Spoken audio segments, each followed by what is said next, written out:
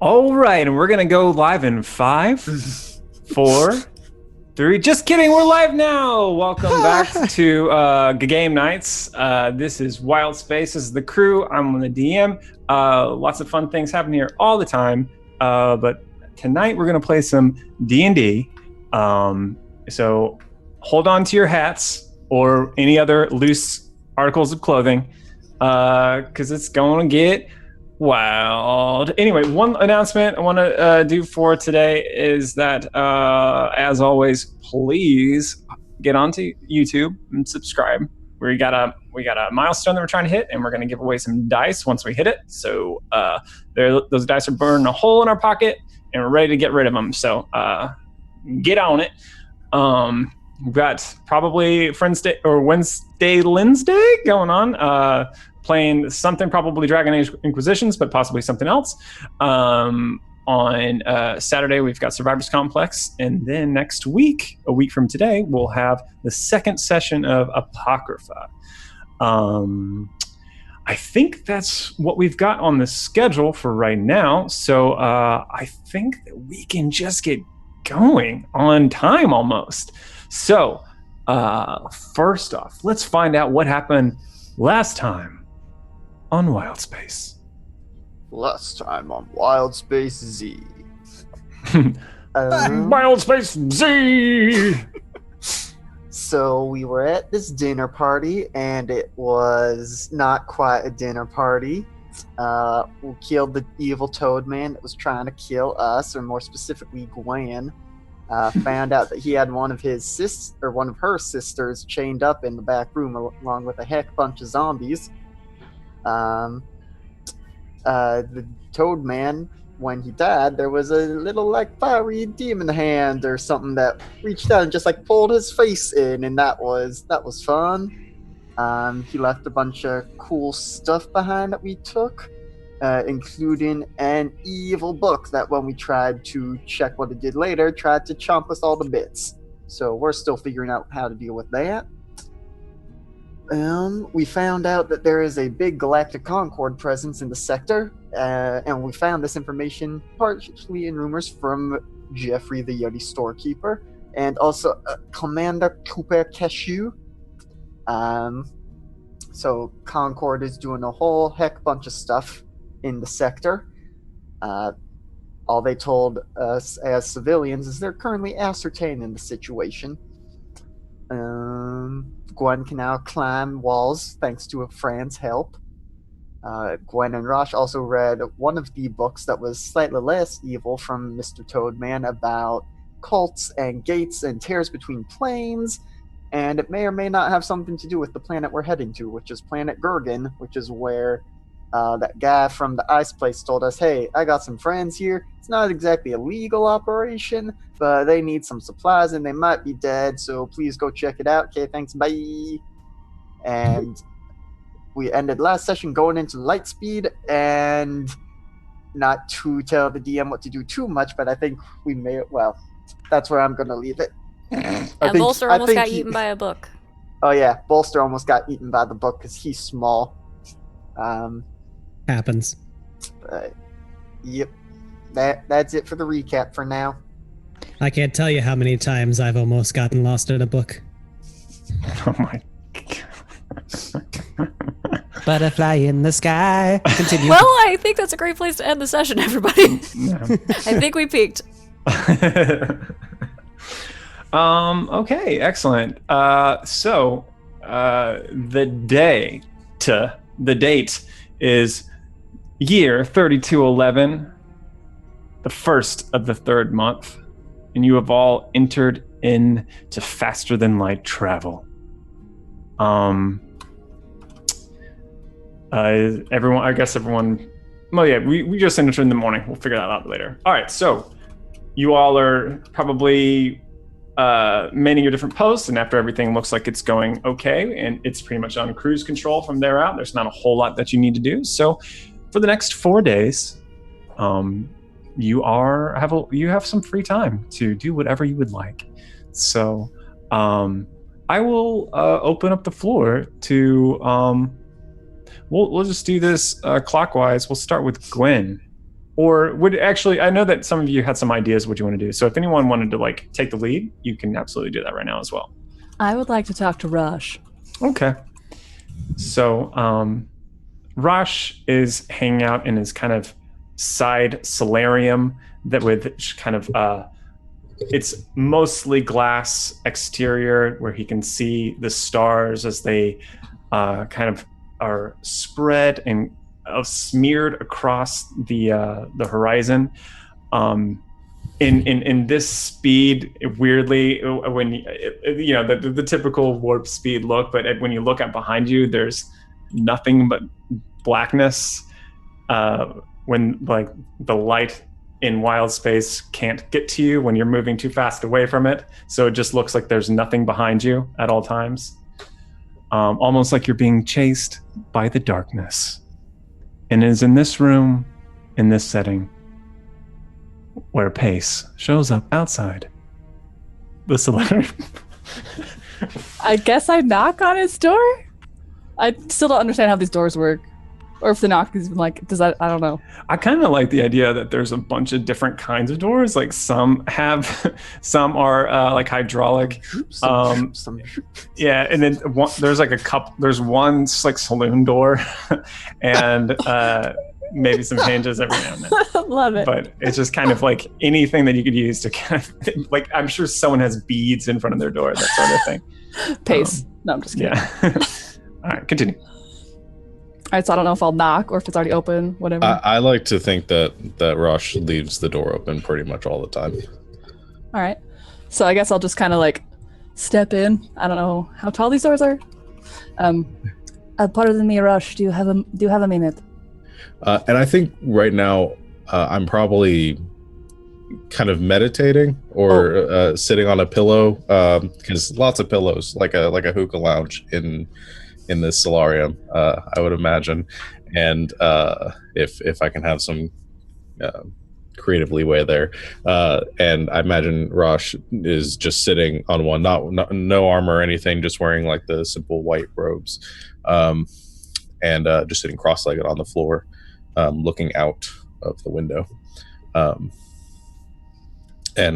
So I turn to Joe and say, of course, come in, sit down, make yourself comfortable. I kind of laboriously like fold myself onto a pillow, like into a weird like cross-legged position. So it may take more than a minute.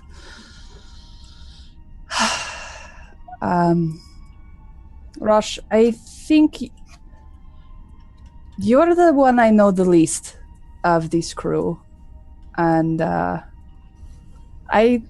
wish that were not so. So it's taken me a while to get to this point to talk to you, but I think you're the only one I can talk to about it. Of course. Turn to kind of face you directly away from the window and say, please continue. I need to talk to somebody about what happened when I died. It was what I expected and not at all what I expected. You mentioned a few days ago, or yesterday, I don't really remember, about your experience, and that was not my experience. I expected to be greeted by my people, but they were not there.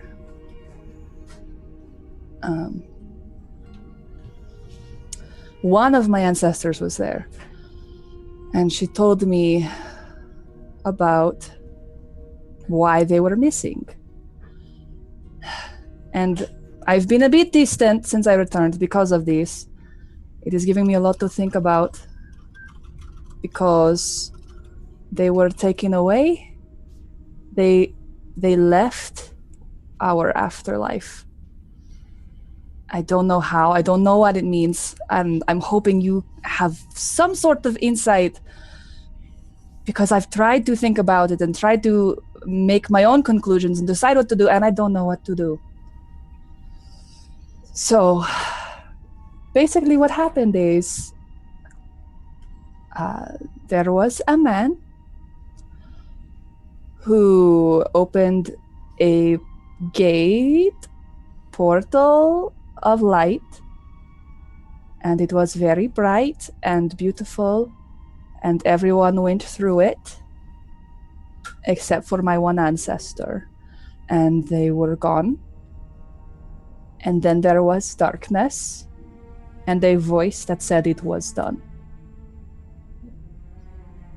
And I do not know what to make of it. There was a pool with a hand and some threads and my people, and but I had a bad feeling when I looked at it. There was like a growth in the pool, and it might just have been a growth, but for a moment it looked like darkness was encroaching on them, like it was going to consume them. And that might have been what happened. I don't know where they are. I don't know what I need to do, but now I'm back, and I just know I need to do something about it. And I don't know what that means to you or what you might have to add, but I need some sort of help.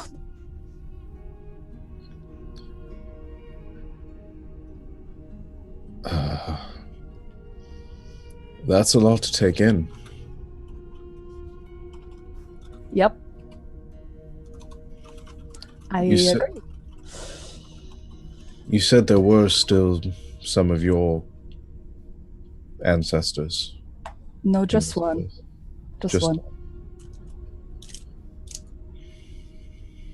And a man arrived through a portal of light. I don't know. No, he just appeared. He was not there, and then he was there. And that's not how it was done. I had the walking journey to see the history of my people through the Great Mountain, but he did not. He just appeared in the center of them and said that there was a new way, and he was there to show them the new way. And then he took them away. Did your... sorry. Yeah, just real quick, can everybody roll me a wisdom saving throw? Everybody? Yeah, everybody. Oh, shit.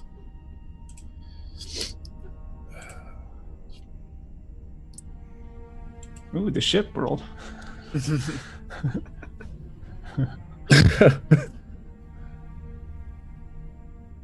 The ship's not super wise. Okay, we're calling them out, yes? Yeah. Yes, that'd be great. So, top to bottom? Mm-hmm. That'd be great.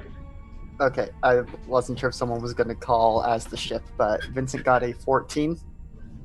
Pace got 18. 7. 26. So wise. And 22. Excellent. All right, continue.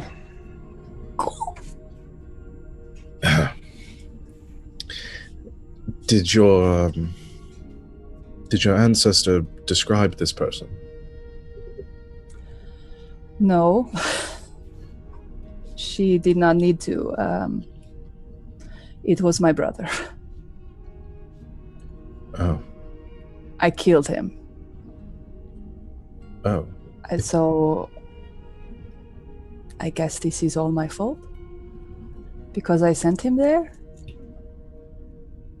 That's...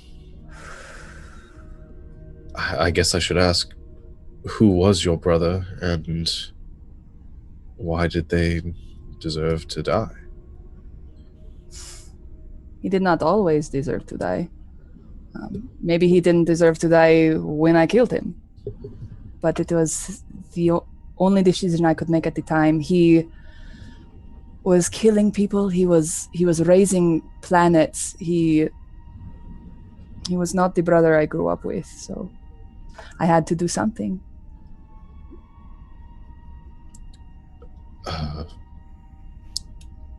And did he have any sort of... Does this make sense to you? This story, this vision that you had? Is this something that you believe your brother, the spirit of your brother, capable of? Yes, in a sense. It is not something I expected at all, or I don't think it could be my imagination. I've spent days trying to think if it was just like a fever dream, but from being dead, and I could not have just come up with something like that. When I killed him, it was a last resort, and I thought that was the end of it. And I don't know why he didn't die properly. He should have had the journey, but he didn't.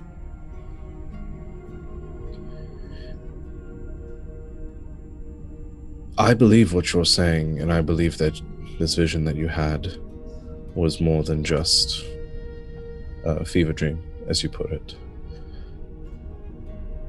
This darkness you spoke of, you said you saw growth or something approaching. Yes. Maybe this was my imagination of what I saw, but there's a great pool, and the design in it is a hand with innumerable threads reaching for representations of my people, I believe. And around the edges of the pool, there was just a growth, like in water, sometimes there is growth. But for a moment, I thought it looked like darkness and like the people were trying to get away from it. That's what it looked like.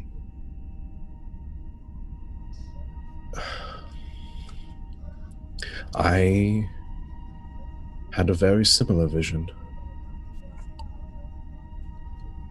Once, the one that I spoke to you of. You said there was light and that it was beautiful, and there was. When I became what I am now, when I was exposed through a ritual called the Trial of Fire at Chamacha Mandir, I was exposed to a primal source of light and fire we call the soul of Helios. And it was here that I died and was reborn, at least as my people believe. And when I had this experience, I was, or did have a vision of a place, infinite light, the divine reaching out across the cosmos. And in that moment, at least from my experience, whether it's true or not, I felt a connection with all living things. It was beyond anything that any person could understand. But at the end of this vision, I saw a darkness approaching, overwhelming the skyline. And I saw myself standing on a hill, the divine light gradually fading. And a voice told me in that moment that I would have a part to play in stopping this darkness. I, again, assumed it to be metaphor, assumed it to be my own teachings and vision quests to go on. But if you had a vision such as this, it may be more literal than I imagined. Or that you might have some part to play in this. Well, I know there is something that I must do for my people. It may be a part of what you saw, what you believe. But that is my concern, is them. How I can fix this.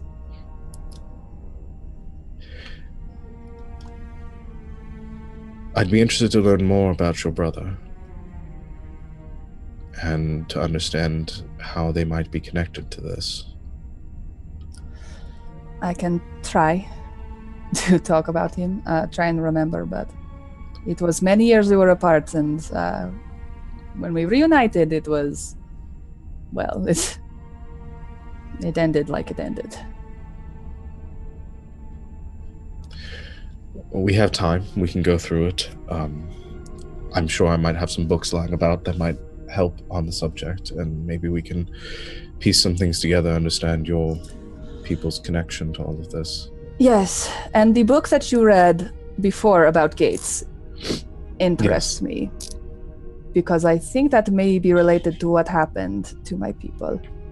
And this cult may be part of it, because the voice that showed up in the darkness said it was finished. It spoke to my brother. And my brother asked it for what he was promised.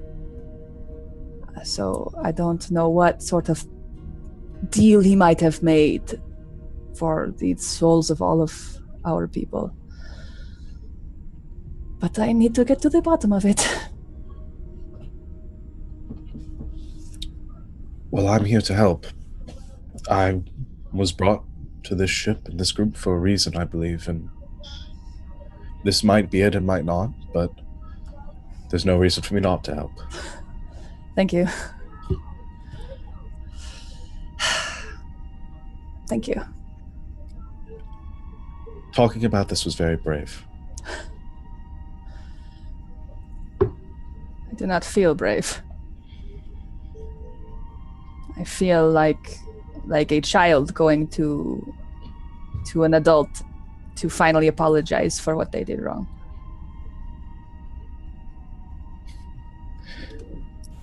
You've done nothing wrong.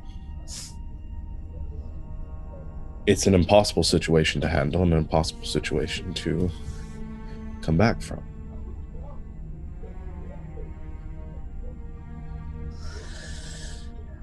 Well, I will strive to feel differently, but for now I feel wrong. But I will try to make it right. That is all I have. You're welcome to come here whenever you wish. I find staring out at all this helps put things in perspective every now and then. Perhaps. It unsettles me right now. But I will leave you to it. And we will talk more later. Of course. Thank you. You're welcome. And I leave. And elsewhere on the ship, what are Bolster, Gwen, and Vincent up to? I've been picturing you eating like sandwiches this whole time, like in the mess hall. Just awkwardly listening in on this conversation. Wait, are we listening in on this conversation? Is that what we're doing? I don't think so. I don't think so. If we ever want to like just catch everyone up, we can say, yeah, I'll have that conversation later. But we haven't played that out yet. Okay. What are you doing for fun? Oh, sorry. I think Bolster has been working on a little project for quite a while, actually, since before this, actually, that he was just able to complete. It is what is technically a helm of comprehending languages. And he's been building it, honestly, because they found all of those Gridwalker documents before, and Vincent did a good job of deciphering a good portion of it, but they still didn't know the whole of it. And he was hoping to come up with something that would make it easier to understand or decipher, whether it was a code or a language. And he just finished it. And so I think that just happened for him, which is exciting. Okay, what does he do to celebrate? I think he probably goes, he gets up and he walks out of his room past that scary book, because I think we decided that it would be sitting in his room, kind of looks at it, sighs, and probably starts to walk towards where the Gridwalker documents are, which I think is in Vincent's cabin. Okay. At this point, probably, Oh yeah, because I was in there trying to decipher them when I went all skunky and lost my hair and all that stuff. This is the best sentence ever. Thanks, D&D. Thank you.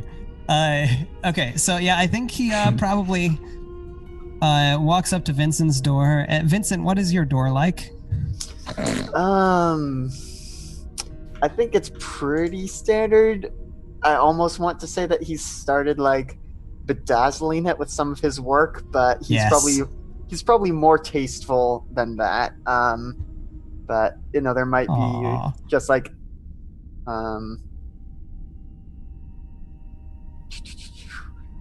it's probably pretty standard. It maybe has like a glass VYN on it, just to sort of like indicate it's his room.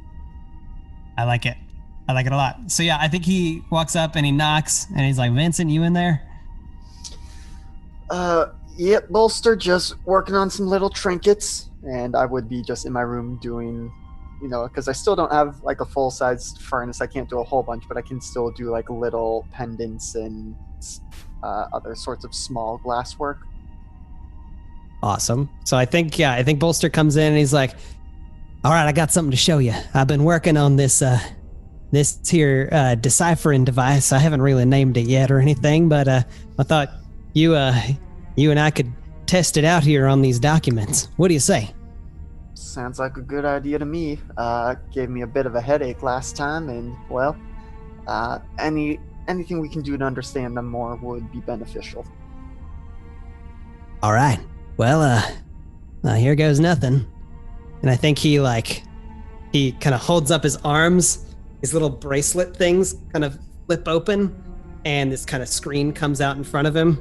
And he kind of reaches down and begins to kind of shuffle through the papers, and he's going to try and see if maybe it'll help him read. I'm going to say probably parts. I think the it's not necessarily in a separate language, but maybe parts of it are, and maybe I think it's just a jumble in different employed ciphers and bureaucratic language that I like as it is. I don't think that comprehending language is going to necessarily just like make everything make sense to you, but it might help. So you can go ahead and roll me an investigation check, and I will adjudicate that at a later time after you tell everyone what you roll. I roll a 21. That's a pretty good roll. Hey. Can I tell you what I'm specifically looking for in the documents? Would that help? Yes, so I'm specifically looking for information about help, where help is from, and just information about the guy, because honestly, I kind of want to help him out. He seems... I just don't want slave labor forever on our ship. That just seems kind of silly. Even though he seems to enjoy it, it's just not... I feel like he needs to go home. Word. All right. So we'll let you work on that. I'm going to have to look at my notes and see what 21 investigation will yield, but I'll be back on that. Gwen, what are you doing? I probably spend a lot of time meditating and doing things like that, and training, and specifically I think at this point I'm trying to like test my body's new limits with Friend. Okay. Because they're very different than they were before. So I think I'm just testing stuff out. Yeah. I think while you find meditation is very difficult for you, I think your thoughts kind of drift around, and they kind of, you have I think you're very used to having control over your mind and your emotions in certain contexts, but this one, a place where you normally feel safe, your mind gets carried away with you. But after your meditation, you pick yourself back up and try to shrug it off, those thoughts that you had in your head, and you start training. Yeah, you test your new limits. I bet there's a bit of a thrill to the newfound strength that you have, and well, you tell me what, and also what it would be like to now kind of even, you're never really alone. Is that exhausting or is that comforting? How does Gwen react to that? I think it's probably like a mix of both, because she's been alone for a really long time, up until she met Pace, and they kind of hung together for a while, and then she joined the crew. And so I think she's already been in the process of getting used to like being around other beings regularly. So I think, I don't know, I think it's really complicated. I think maybe at first she doesn't sleep very well because she probably feels like she's being watched. Yeah. A little bit, but I think there's also a comfort to it, knowing that it's a friend, and knowing also that now, like, with friends' help, she's more capable of protecting her other friends. Just like her whole thing. Her whole like purpose that she kind of sees in herself. So that, I think, is helpful in the process of getting used to it. Yeah. Oh, Gwen. Poor Gwen. Yeah. All right. Cool. Then, is there? I'm still looking through my notes, Bolster. But is there anything else that you all would like to do for your first day in Hypotwabble? I'm also climbing on everything. Okay. That makes Like, me so happy. Everything. I'm just climbing on stuff. Like, Is it like that scene from The Office where you're just like, parkour, and then you like jump over a bench? yeah. Parkour! And you like roll across the floor? Like, It's a lot like that. great. Except on the ceiling. You crawl on the ceiling to like. I start like just like climbing in the ceiling. Like if they're like in the kitchen eating sandwiches, I just like come in from the ceiling. Like, hi. Go back out. I think also Help, who has been used to kind of having a free lane on the ceiling where no one bothers him. Now he has to share the road, and it probably takes him a little bit of while to adjust. And then you both kind of figure out a pattern, or one of you takes the right, the other takes the left every time you see each other in the hallway. Yeah. But yeah. Okay. I think maybe after my talk with Raj and like leaving to be like, I'll probably go grab them again and be like, should we take another look at Elizabeth? See what we can do for her now that she's sort of settled in with us? You know medicine more than I do. I know some, but...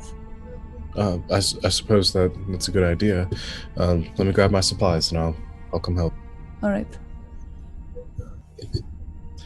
Eleanor? Elizabeth? What's her name? I don't remember. Eleanor. I was Eleanor. close. I got the L. I'm so glad that we clarified that, because I was like, I'm just going along with this. I don't know who Elizabeth is. So I was going to pick it up from context clues. Yep. Then I guess I'll, with Gwen's permission, go give Eleanor a look-see check. Kristen, over here. Samantha? Darlene. Yeah, so what are you gonna do? I just want to see what sort of, like, how she's reacting to us, because if it's still the same of us just like, of her just like getting nervous when we talk, like if she's exhibiting any sort of illnesses or other detrimental effects. Trying to figure out how to help this girl besides just giving her like jerky and hoping for the best. Sure. Go ahead and roll me a medicine check. So the best medical advice is give them jerky and hope to get better.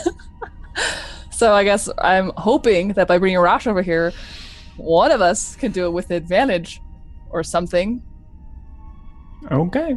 Well, I think probably Rash may have already told you what he found when he was examined her, maybe. Because I think I tried to look at her, but I had like crazy disadvantage because I was concussed. So I want to look at her with fresh eyes now. Okay. Sure. Take advantage. I will take that advantage, and I will use it, hopefully. Not really. That's a 16. You're not able to learn anything new from this Passover. She seems physically improving. I mean, it's only been a couple days, but she's improved quite a bit. She seems alert, and Cooper's joining me now, and seems alert. She seems like she's eating a little bit better now, but she also just seems completely unresponsive to if you're trying to talk to her. She still is unable to meaningfully respond to anything like that. And I forget, if I can be reminded, I tried when I looked at her last time, we determined that there was something magical about it, or Yes. And I believe I tried to dispel magic and it didn't have any effect. Yes. Okay. Yeah. That's all I got. Oh, well. Whoops. Great. Yeah. That's great.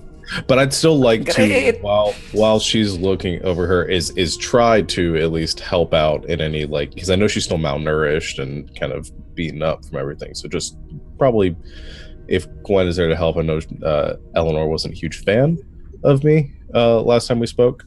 Yeah, she's warm. She's neutral with you now. Okay. I was hoping you were going to go with warmed. I thought about it and I pulled back.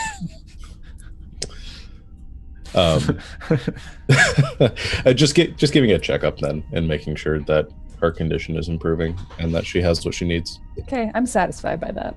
Yeah. Good. We're doing our best. High five. And then I leave that alone Okay. and go muck some stalls. Okay. So is that it for day one? Yeah, I'll look.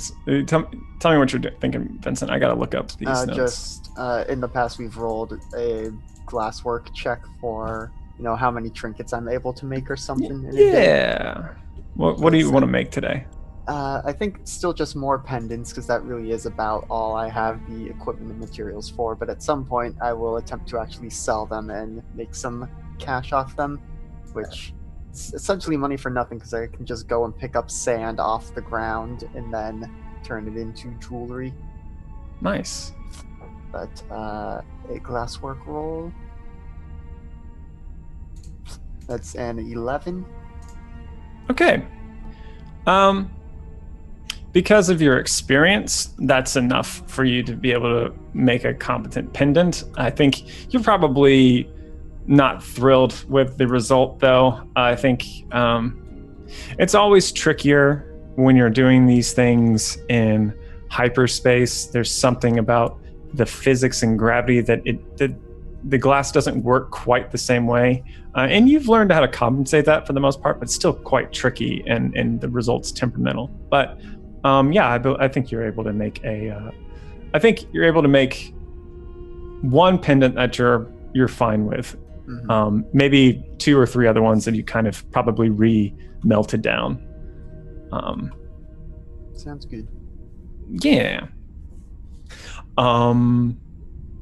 Okay, Bolster. I'm still trying to find it from my notes. I think we'll say for what you find. What you find today is that a mention of a species genetically modified like your own, made to be industrious, to be applied in mass building and construction enterprises.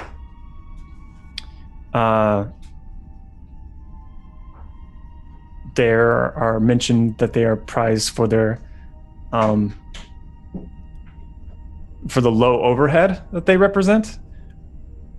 Very few resources to keep them going, and numerous, and above all else, compliant. And just realized ant is in the word compliant, and maybe I should do something with that, but I'm not going to. Yep, that's their code name, that ocelot. Yeah, compliance.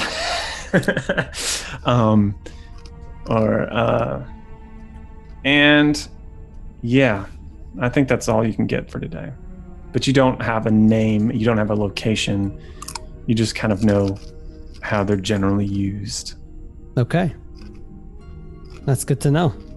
I share this information with Vincent. Awesome. And I also give him a thumbs up about that pendant he made. That was pretty sweet. Nice. Nice. Okay. So, you all go to sleep. Day 2. Everyone roll me a wisdom saving throw. I don't like this. Boy, oh boy, oh boy. By the way, where's that book? Did we decide where it went? It's in my room. It's in your room? Oh, this is bad. So Bolster rolled a 3. Come on, Vincent. It was a crit 1, crit fail. Pace rolled a 19. 24. 9. I'm gonna try to chaos my nat 1. So I get advantage on that. I'm gonna laugh. You roll another one. That's much better. That's a 5 now. All right. So, did anyone have any plans for today?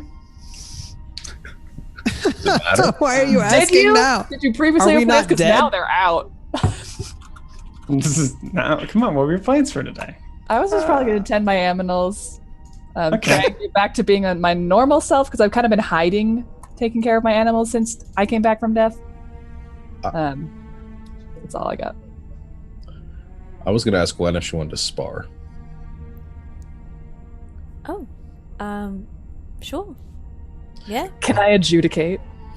I must say I don't get enough practice. I was neglected training for the sake of reading at the temple. So I figured, since we seem to be getting in fights that almost kill us on a weekly basis, we should probably Bi-weekly basis. on a bi-weekly basis. My lord just told me. I would very much like to get a bit better. Yes, all right. All right, that's all I got as far as the training montage for that goes. Okay. Yeah. I think Gwen, how do you do? Because you are far and away his better at this kind of combat. How do you instruct him? Are you a rough instructor, or is it one of those things where you know, like he throws and you like dodge it? Like how do you want to do that? Excuse me. Pace, will you please keep these in the cages while we're sparring? Sorry, they get away from me sometimes. Thank you. It's all right. I don't think Gwen is like a drill sergeant kind of instructor, like mean or like yelling. I think I move pretty quickly through instruction, and there's a lot of like keep up, come up, but not like mean. I don't think she's mean about it. Like I think there's a lot of like, if you do something wrong, it's just like again, and it just keeps doing it until you get it right. Like a very kind dance instructor. Yeah. Again. Just kidding. Sorry.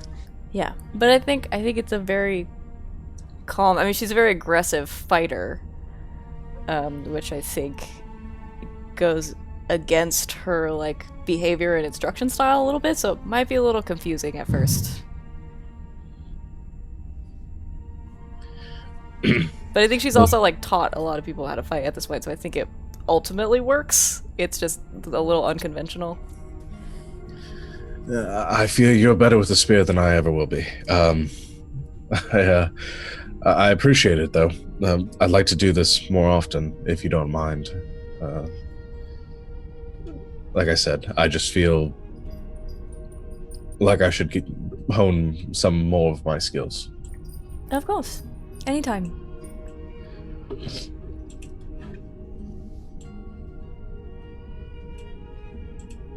Excellent. And Vincent and Bolster, what are you doing? You want to go first, Vin? What could you be doing together?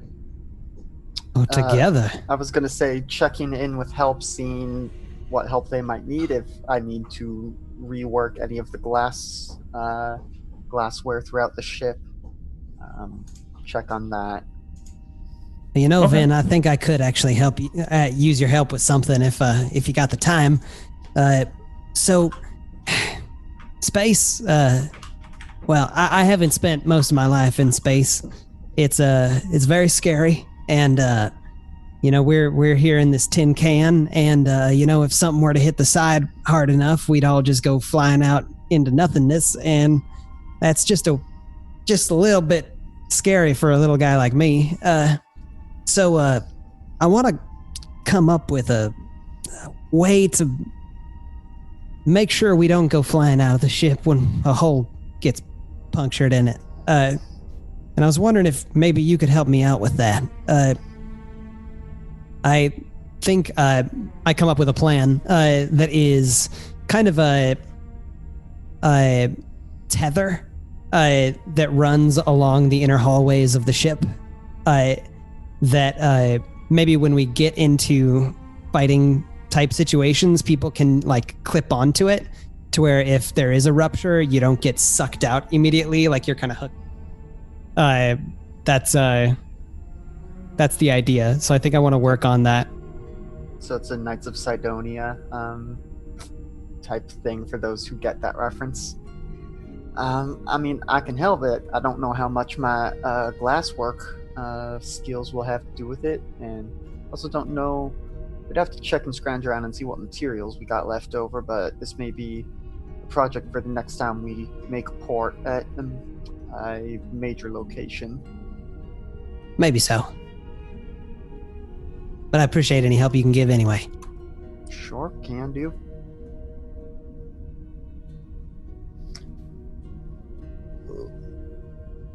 That's it. You're muted, Ryan. Sorry, you're muted. Can you roll me a D100, please? Oh, a D100. I assume that's for me. Yeah. Okay. Bye, Bolster. Yep, that is a 37 on our custom surge table. Okay, roll me a D6, please.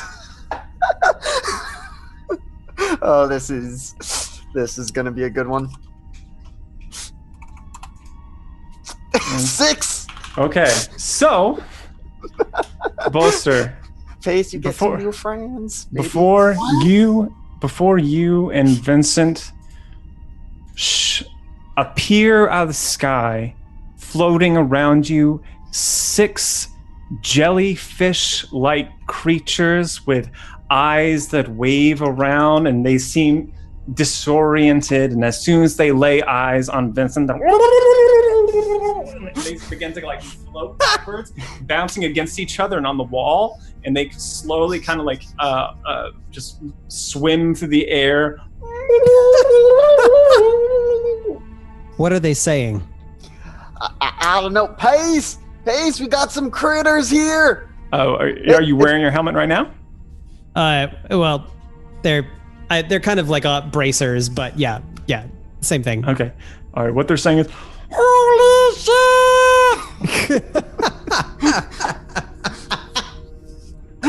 So if Vincent yells for me, I come running. Pace, Okay. it done happened again.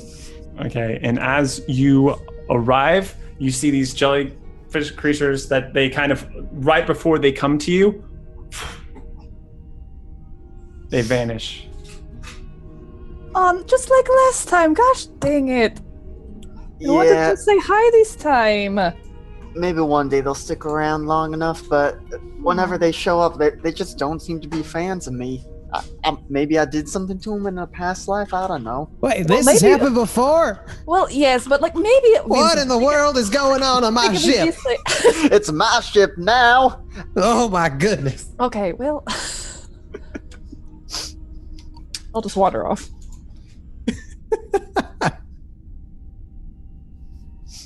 Okay. Oh my gosh. So, excellent, fun day, everybody. Are we keeping track of the calendar? I think that was the second day. So, Yep. Day 3. Everyone, roll me a wisdom saving throw. Yep, I Stop it! Yep. Hold on, I'm trying to keep up with notes and stuff. I rolled a 16. I'm getting better every time. This time I rolled a 10. Bolster rolled a 14. I'm Hold getting on. worse. 14. I will be there with the roll shortly. I'm just trying to notes. Yeah, Rosh, you were in like the 20s and all of a sudden, Okay. Yeah. Wisdom saving You're- throw. one of us mortals. That is I'll get off a today. non-natural 20. Excellent. All right, everyone. I'm going to say that you're all eating dinner together. This is kind of a rare occasion, I think, for the most part, that you all probably rotate your meals a little bit. So there's always somebody to be walking around doing something. But this is one of those rare times where everyone just happens to be in sync with each other. What conversation is happening? So out of nowhere, these 6 things just appeared in the hallway, and I swear to God, they were cursing at me, and they were saying something along the lines of, "Oh shit," or whatever. And it was just, it blew my mind. Where'd they even come from? Well, I mean, Bolster, if you had been taken from like the middle of your ship to some other place for 60 seconds or whatever, I think you'd be cussing a little bit too. I would. Well, as I said, this has happened before. I've never been able to understand what they said, so now at least I know for sure that they seem to be scared of me. But it's one of them things. Y'all have seen some weird hooey go down around me. This is just add it to the list. Well, I guess it's definitely not the worst thing that could happen. Yeah, throwing up for 4 hours straight was not my favorite thing to happen. That wasn't you. That was. I'm pretending it happened in the past as well, Paige. The only other one I know. I'm just curious why they're so interested in you or afraid of you, or why they keep showing up. Oh, it's. I don't know. I've stopped questioning it. It just happens, and I have to deal with it when it does. Your hair think seems it's to be delightful. coming in a little bit, though. Oh yeah, no, that came back within 24 hours the first time. But yes, no, that is another one of them things, and it's.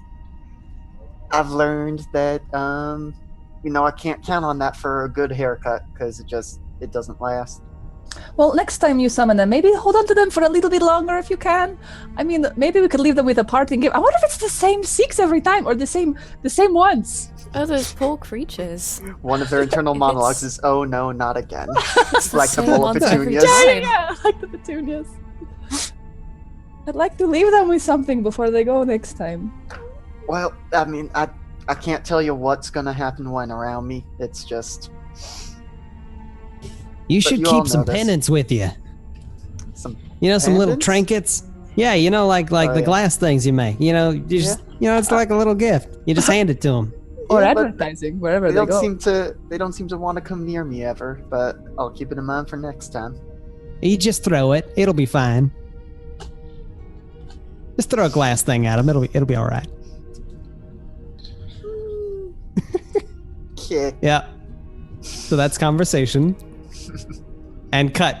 Good job, team. Scene. That little bow. And scene. Ryan's silence is terrifying me right I'm now. so scared. All right, so that's day 3. You. What? What? Ah. Yep. So I think later then, in dinner time, Pace will kind of poke at her mostly raw steak. So I've been thinking, what if I tried to look at the book again, but this time I held it with my left hand. Instead of touching it, I hold it with my metal hand. I don't think anybody should be touching it. That might work, but like I said before, I I prayed on it, and I received a sign that trying to read this thing is a bad idea. Oh, I thought that was if we destroy it. That, too, was also a possibly good, possibly bad thing. Pardon. I don't know lots about magic. Do we have to be holding the book to try to read it? I like the way she thinks. In my Well, I mean, experience... you have to open it. Well, yes. I could open it. No offense, but I do sort of take a hit pretty well. But in my experience, you can read a book just as well if it's sitting on a table. I could be wrong, that's why I ask. I'm not a magic user like some of you, but... Pace gestures like at Gwen like, huh? I mean, I guess we could do that. I could try to open it. Did anything bad happen when we were trying to read it? Or was it just holding it that was bad? I couldn't even get it open. It's like it wanted to stay shut. Well, that's discouraging. Well, in my experience, everything's got a breaking point. But I think Rosh said it's a bad idea to try to break it. Well, I didn't totally break it, just sort of forced open. But didn't it have like a mouth? Yeah, and it kind of grew appendages one time. And so I don't know if maybe we try again, it's going to grow more stuff. So I take it back. We can just wait. I think waiting is fine. For what it's worth, I think that's the best option. There are 5 of us here. If things in the vacuum of space right now, if things go poorly, they will go very poorly. We should wait till we can take it to some place where it can be secured and the proper ceremonies can be conducted to cleanse the book before we open it. And again, I only ask because I'm not familiar, but what if cleansing the book renders it unreadable? Then there was probably nothing in it worth reading. Hey, y'all, what if we just were to, like, jettison it into the nearest star? I do think there might be something to it that might give some clues as to what's been happening. It's the only reason I think I was given the sign not to destroy it, that there would be unfortunate consequences to us destroying it. Yeah, And can you I do imagine- want to know what it says. I do as well. Also, just imagine an evil beastie being born from this book and suddenly having the power of the whole star, but no thank you, sir. So, You know, I wonder, yeah, it's true. That's not a good thought. But, what if it only works on, like, living things? Like, what if Sam were to try and open it? Sam has already taken so much of a beating, you really want to inflict more on the poor fella? We might just have an evil We might be robot able on the to. ship at that point. Now, where have I read a story like that before? I can't imagine Sam ever being evil. That'd be ridiculous. Well, if the rest of you want to wait until we can take this, Rosh, I assume you mean to your people. We were That was planning my on suggestion. we were planning Unless- on going there anyway because of Eleanor. I will defer to the rest of you, but I do quite want to know what's inside it. But if you all agree, then I will defer to that, because I think I might be the only one on the ship who a strange evil book with tentacles is neither the strangest nor the scariest thing I've ever seen. I mean, I died. Oh, that's true. And strangest? Scariest at the moment? Yeah. Gestures at Vincent. And that being said, we may find answers that we're looking for on Gergen. Speaking of Gergen, I suppose we should formulate a plan. Right, we're not supposed to be there, right? Or do we have permission to be there? I assume so. In my I didn't go talk to understanding- the person. Yeah, what did you find out, Vincent? I do not remember. Well, Gwen did most of the legwork in figuring out this mission, but from what I recall, it's that, it's fine to be on this planet, but the people we are going to see are doing some maybe questionably Unsanctioned. unsanctioned Rush. activities. But what we are doing is there should be no issues with. I mean, we're just going to go make sure they're alive, essentially. Well, who hasn't done unsanctioned things on the planet you're not supposed to do them on? I This is look fine. at Rosh like really hard as soon as she says that. Oh, well. Well, we're not taking part in their operation. We're just I assume Go- not. going to see Yeah, if a I've bunch never of done that either. That was a joke. People, Of course, base. I But understand. people might be in that- danger, and we're just going to help. I understand, and as long as what we're doing is for the right reasons, and we're doing this to help people, despite the mistakes they might have made, they might be brought towards the light in due time.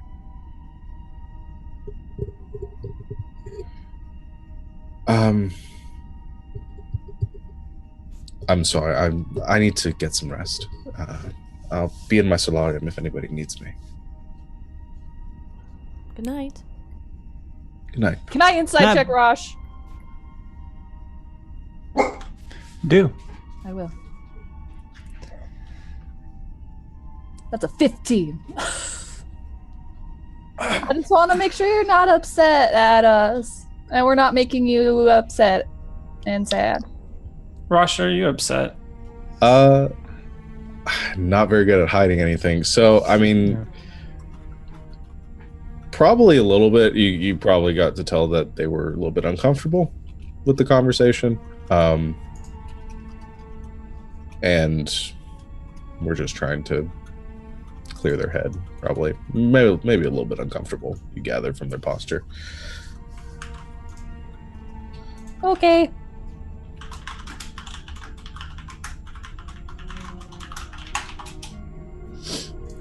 All right. So, is there anything else that anyone want to do today? Just if after the meal disperses, Vincent's just gonna sort of hurry back to his room, make sure the door is very securely locked, and then just keep working on making more jewelry the rest of the day. I'm gonna hang out with Bolster, whatever Bolster's doing. Oh, awesome. I'm going to try to work on. So, like, Sam has like a lot of junk right now that's like wrong with him, and I want to just try and help him. Like, he's got like a limp. He's got like a permanent deduction to his health and stuff, and so I just kind of want. I'm just gonna spend some time working on Sam. Poor guy's had a rough life. Okay. Go ahead, give me a Arcana check. I think that's what or Tinker's Tools. What are we using? Tinker's Tools. Let's Would do that be that. all right? Sure.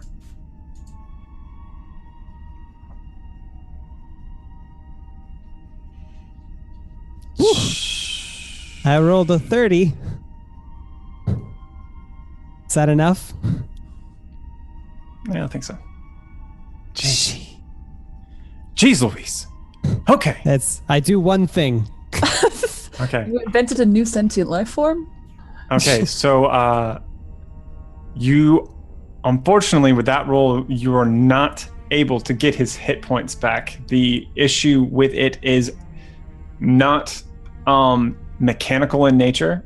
It is a magical detriment to him at this point, where there's something about the flow of magic through him that is being stunted, and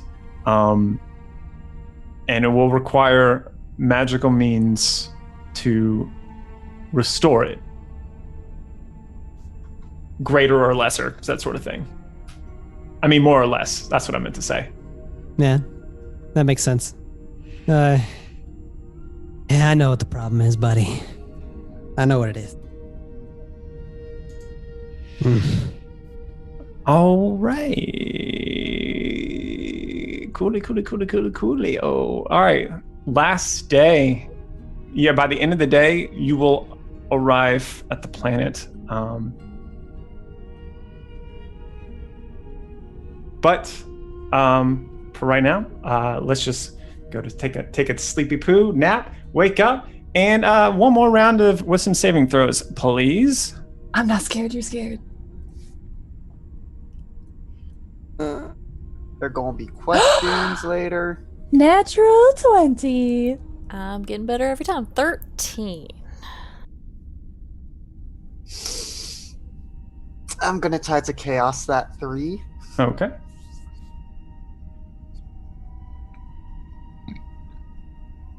That's better. That's 13. Okay. And 22. Excellent.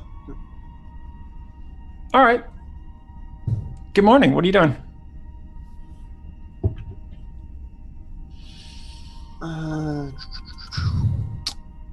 Vincent will, undo the locks on the door, head out into the kitchen. I think it might be his turn to cook breakfast. It's just first gonna double check that the autopilot is still working in the cockpit or not. Have a beard off course. Then go cook some brekkie poo for people. Excellent. How about you roll me a cooking check? We'll do survival. And roll me a D100 if you would. Sure. So survival. That is an 18. Excellent. And the D100 is a 2. That's probably good. What is that? Okay, so who's near? Chosen at random. Okay. I'll say that. Roll me a D4 if you would. Yep. Ulster, you've been wearing this creepy robe of eyes, correct? Correct. All right.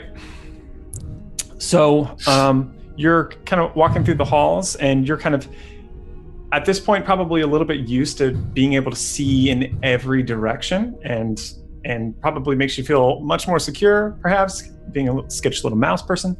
Mm-hmm. Every single one of the eyes closes on the robe, just. No. And you suddenly feel, I think, probably very vulnerable, because now you can't see behind your back all of a sudden, and the whole hall becomes more dim than it was earlier, and that I think also the robe, which had shrunk down to fit your form, begins to unspool a little bit and get long, and suddenly you're tripping over this medium creature-sized robe. Wow. So yeah, I'm like, oh, dang, and I fall over onto the ground. I'm like, oh, what the hell? What's going on? Wait, am I blind too, or is it just the robe stopped working? The robe stopped working. Okay. If I hear that, I will sort of poke my head out into the hallway and say, sorry, that's probably me. What the heck, Vincent? Why are you doing this to me? It's not intentional. It just happens.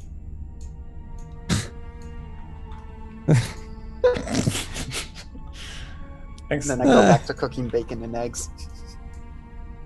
And I think I roll up the robe and I throw it onto my bunk, and as I'm walking by, ticked off. All right. Excellent. So, is that going to be it for the day? As you approach on Goigen?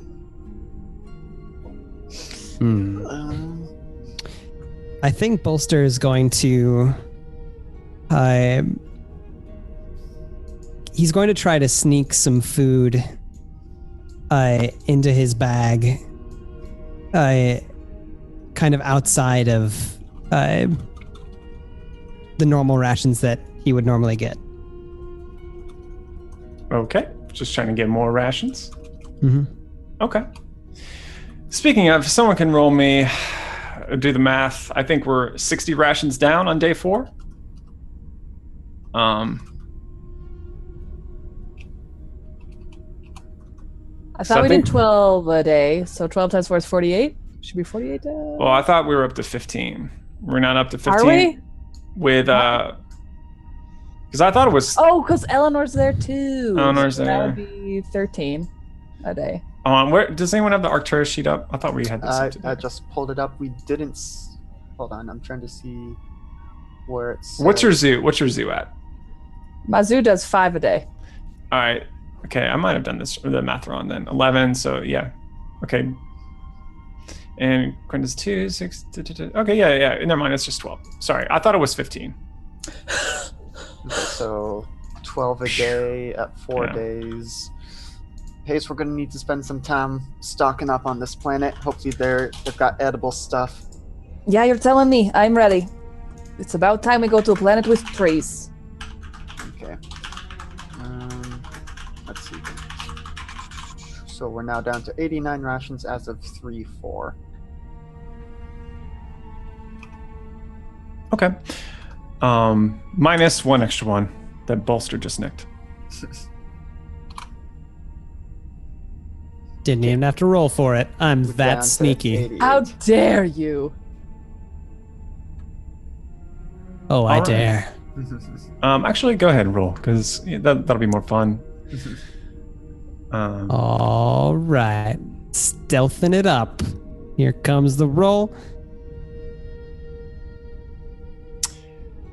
And it's a 14. Why do you have disadvantage on Yeah, it's actually more than that. Yeah, you got a 19. You have disadvantage clicked on for some reason. Oh, Which I don't whoops. know. I do know why, but yeah, cool. So yeah, I think you're able to nick one pretty easy. All right. That'll work. Okay. So if anyone has anything else to do, I'm going to take us to the planet next, unless someone wants to do something first. I just wanted to go talk to Rosh. Okay. Meet him at his solarium. Knock. Knock, knock, knock. Doors open. Hello. Pace. Gwen, how can I help you? I'm Gwen. My bad. Lots of people talking to me today, or these past few days. Yes. You alright? I'm fine. No, I'm not. I think that's the first lie you've ever told me.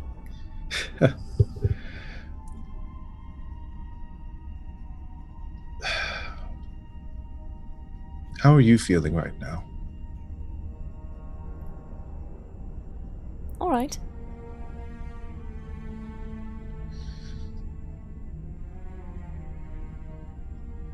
I don't know how to explain it. I'm just not feeling myself right now. I fear that this book might be having some sort of effect on at least me. I don't know, and that's why I was asking if you're all right.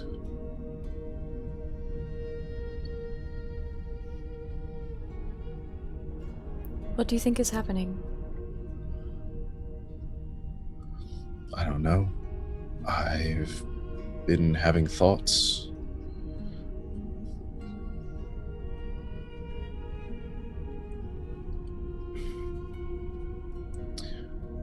Almost as if somebody's speaking to me, but I'm not sure.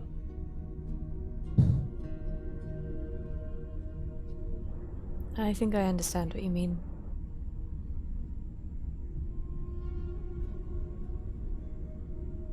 Have you felt it too?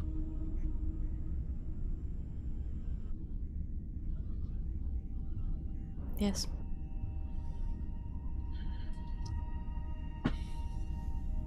And these thoughts have brought up some things that have been concerning me for some time.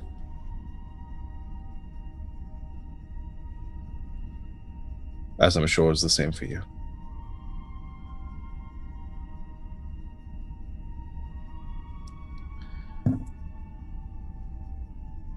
What you said yesterday, you're right. I want to do something about this as soon as possible. I fear the effect that this might have on us over an extended period.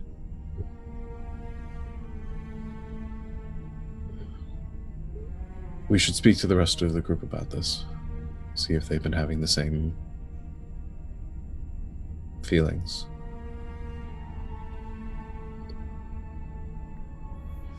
They seem to be acting themselves. Perhaps. If they haven't been affected by it, then at least we can narrow down, maybe figure out what the similarities are between you and me and why we might be affected by it and not them. I have 2 concerns. What? When we reach this planet, I assume we'll be leaving the ship, I assume so. leaving the book and Eleanor on it.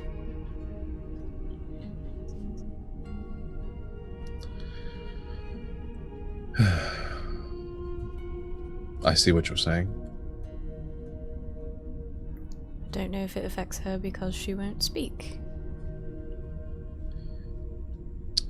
So if that's what's happening. I don't know, you're the expert. I don't know either. It's just a guess. I'm not used to things being inside my head. And it hasn't happened before we brought this book on the ship. I've got one all the time now, so... How's Friend doing? Good. Good. They eat a lot. I eat a lot. I've noticed. As long as you feel good about it. My second point of concern is not that I don't trust our friends. And I know you want to be honest with everyone, but I become concerned showing points of weakness to them when I'm supposed to be their protector. And I think that's the most honest thing I've ever said to you.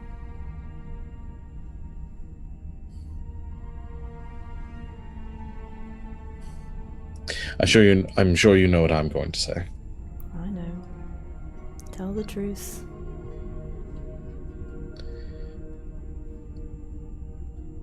The truth will take you to the light or something. I don't know. Something like that. But it's not my truth to tell. I can divulge them what I am experiencing, and if you wish to do the same, I believe that would be for the best.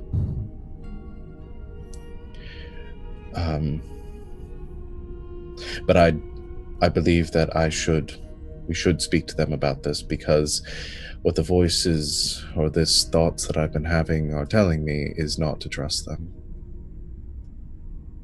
And that isn't like me. That's not who I am.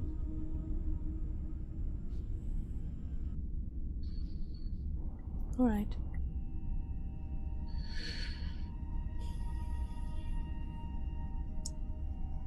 Is there a quick way that I can call everyone to the solarium? Like a panel on the wall or something? Yeah, sure. Yeah, I thought we previously determined that there was like an intercom system. Oh yeah, just press the button. Yeah. Could everyone come to the solarium, please? I'm coming. You hear from like the workbench area. I just go over. Vincent takes a second to sort of steel himself before undoing the locks to his room and walking slowly and carefully to the solarium. And I flush them all out the airlock. Just kidding. I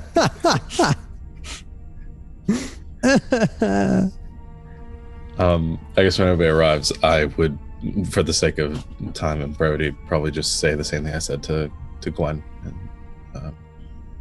cut it short. Just What? What? have you not been having similar? No. Nope. It's good to know. Yeah, I don't know what the deal is, buddy. So you're hearing voices? Something like that. I'm not sure. Oh God. That's like everywhere. It's like everywhere I go, there's always someone trying to get us or something.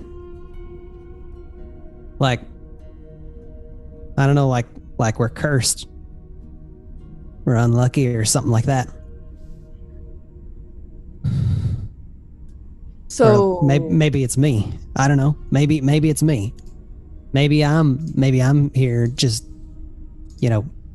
first, I get Pace killed and she was just trying to help, and then what if it's do not.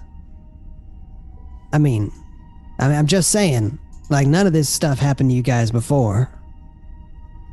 Well, right? No offense, but I don't think you could get me in any more trouble than I get myself in. I can't speak for everyone, but I found myself in much worse situations before meeting all of you. You've been sort of a blessing to me.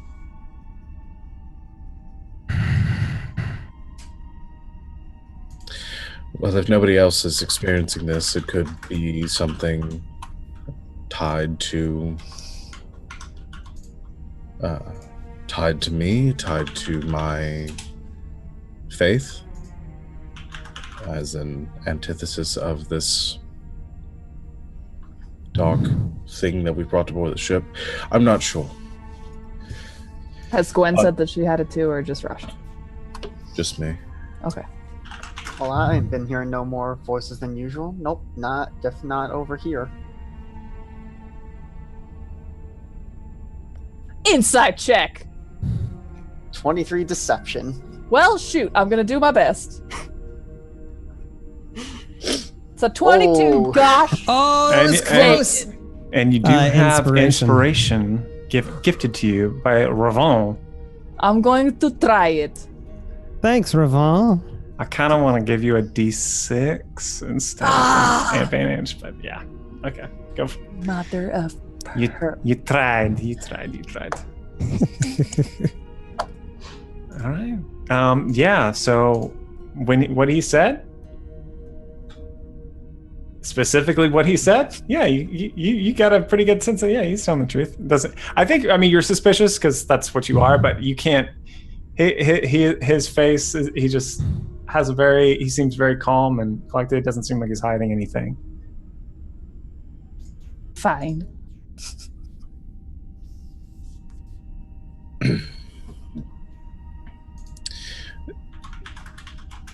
I guess I'm glad to hear that nobody else is having the same problem. I'm not. I mean, it's hard to figure, like, why are you being targeted? Like, what? Like, if we are not all experiencing it, it's hard to figure out where it's coming from. I don't know. Rosh is not being targeted. Okay, and you know this because... I've had similar experiences. Okay, what? What? Second of all, Is there someone talking? Hi, I'm taking your accent. Dadgummit. This is so hard. All these good accents. Is there someone talking to you guys? Like, is this like a voice in your head, or like what's going on? We don't know. It's more like thoughts that I'm having that aren't my own.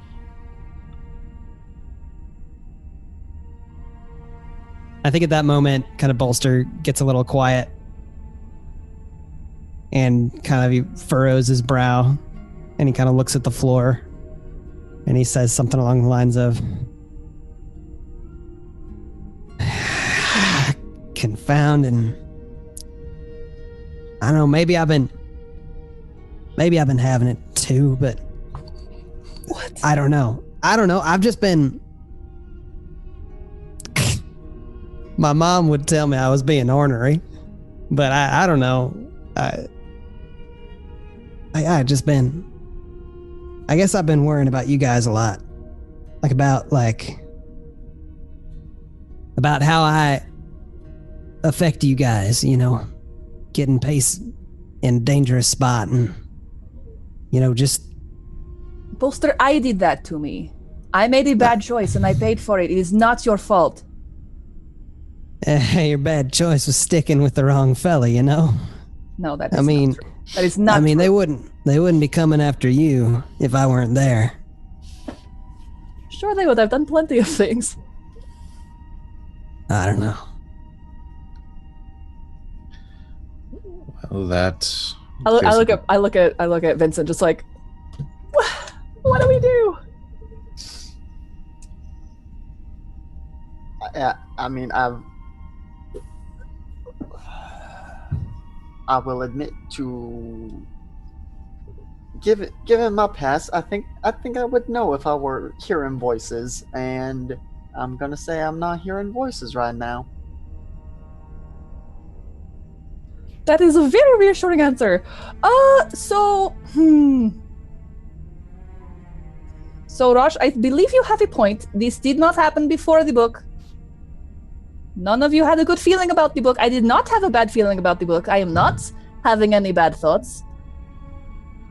Should I take the book? Should I try to read the book again? Maybe if... I don't know. No, I don't think that...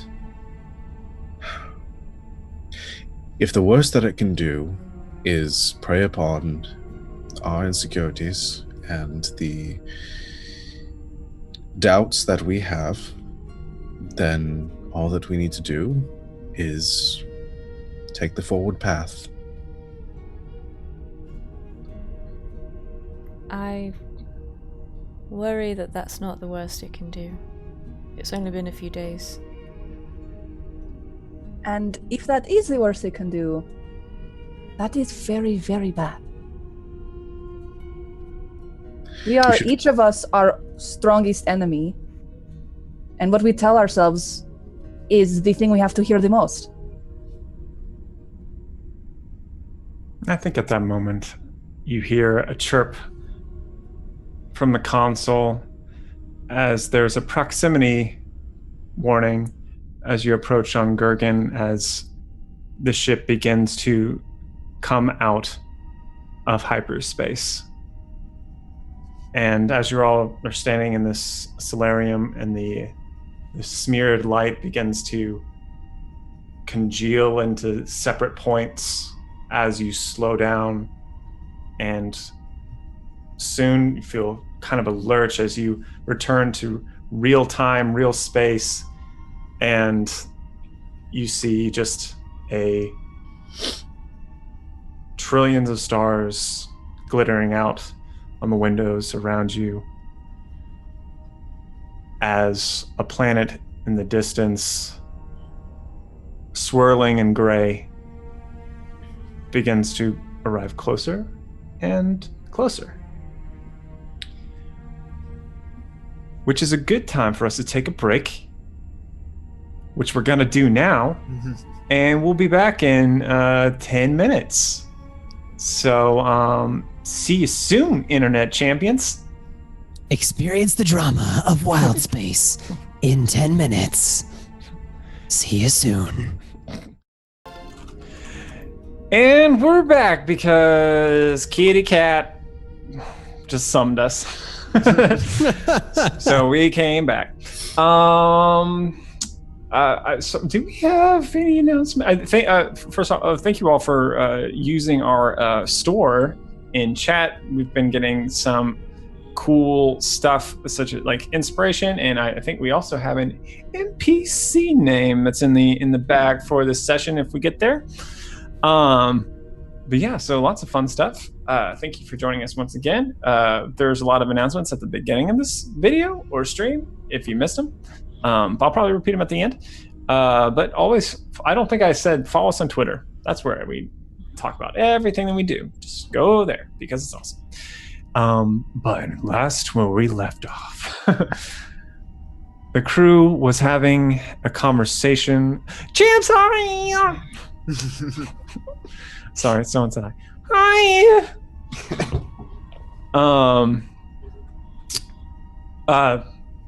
The crew was having a conversation about what to do and how to make sense of some of the thoughts that have been going on in their minds the past few days as they travel through FTL when the planet Gurgan approaches in proximity. Vin, do you go to the cockpit to fly this sucker down there? Yep. Okay. We'll say you go there, Bolster, or Rosh, or whoever. Actually, I'll leave this up to you. Who is manning the navigational systems? Or personing, sorry. When you say navigation, you don't mean piloting, you mean something different. Correct. I mean, like, astrometrics, navigation, radar person.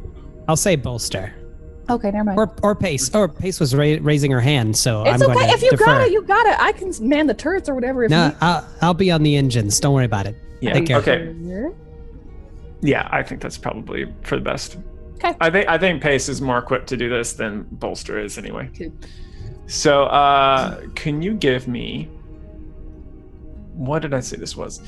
It was survival for navigation. It was survival, yeah. So, in the game, we're counting survival to cover astrometrics. So, give me a survival check. Alrighty. And that is whispered to me.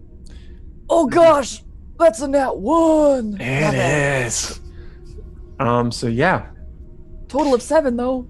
I'll take it back.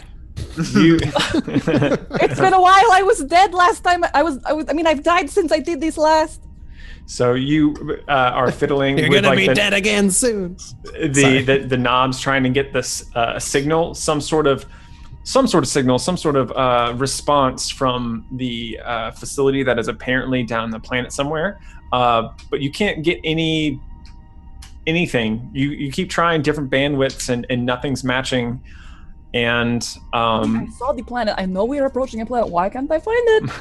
So I think you don't, because I think you've probably been relying on that a little bit. I think maybe Vince, you're gonna have to just choose a hemisphere to land in, and then hopefully proximity is gonna help you get close to this thing. So we might. What I'm gonna do, we're gonna do a piloting check. I think for you it's just a flat D20 at this point until you have more experience. Also, hey, by the way, can you start tracking like how many days you're actually piloting? Because As opposed to autopilot, or since I've taken over?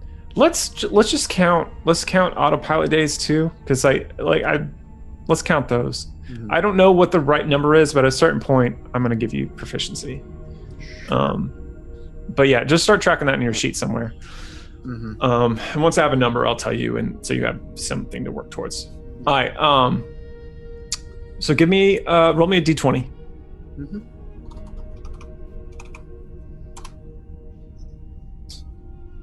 Hold on, let me double check what I can Tides of Chaos. Guys, is this You can do any check. is this a crash landing? What's happening? This is how we end.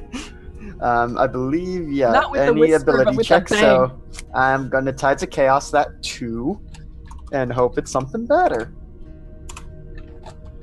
That is much better. Two That's an digits. 18. Hey, Excellent. All right. So no. fireball.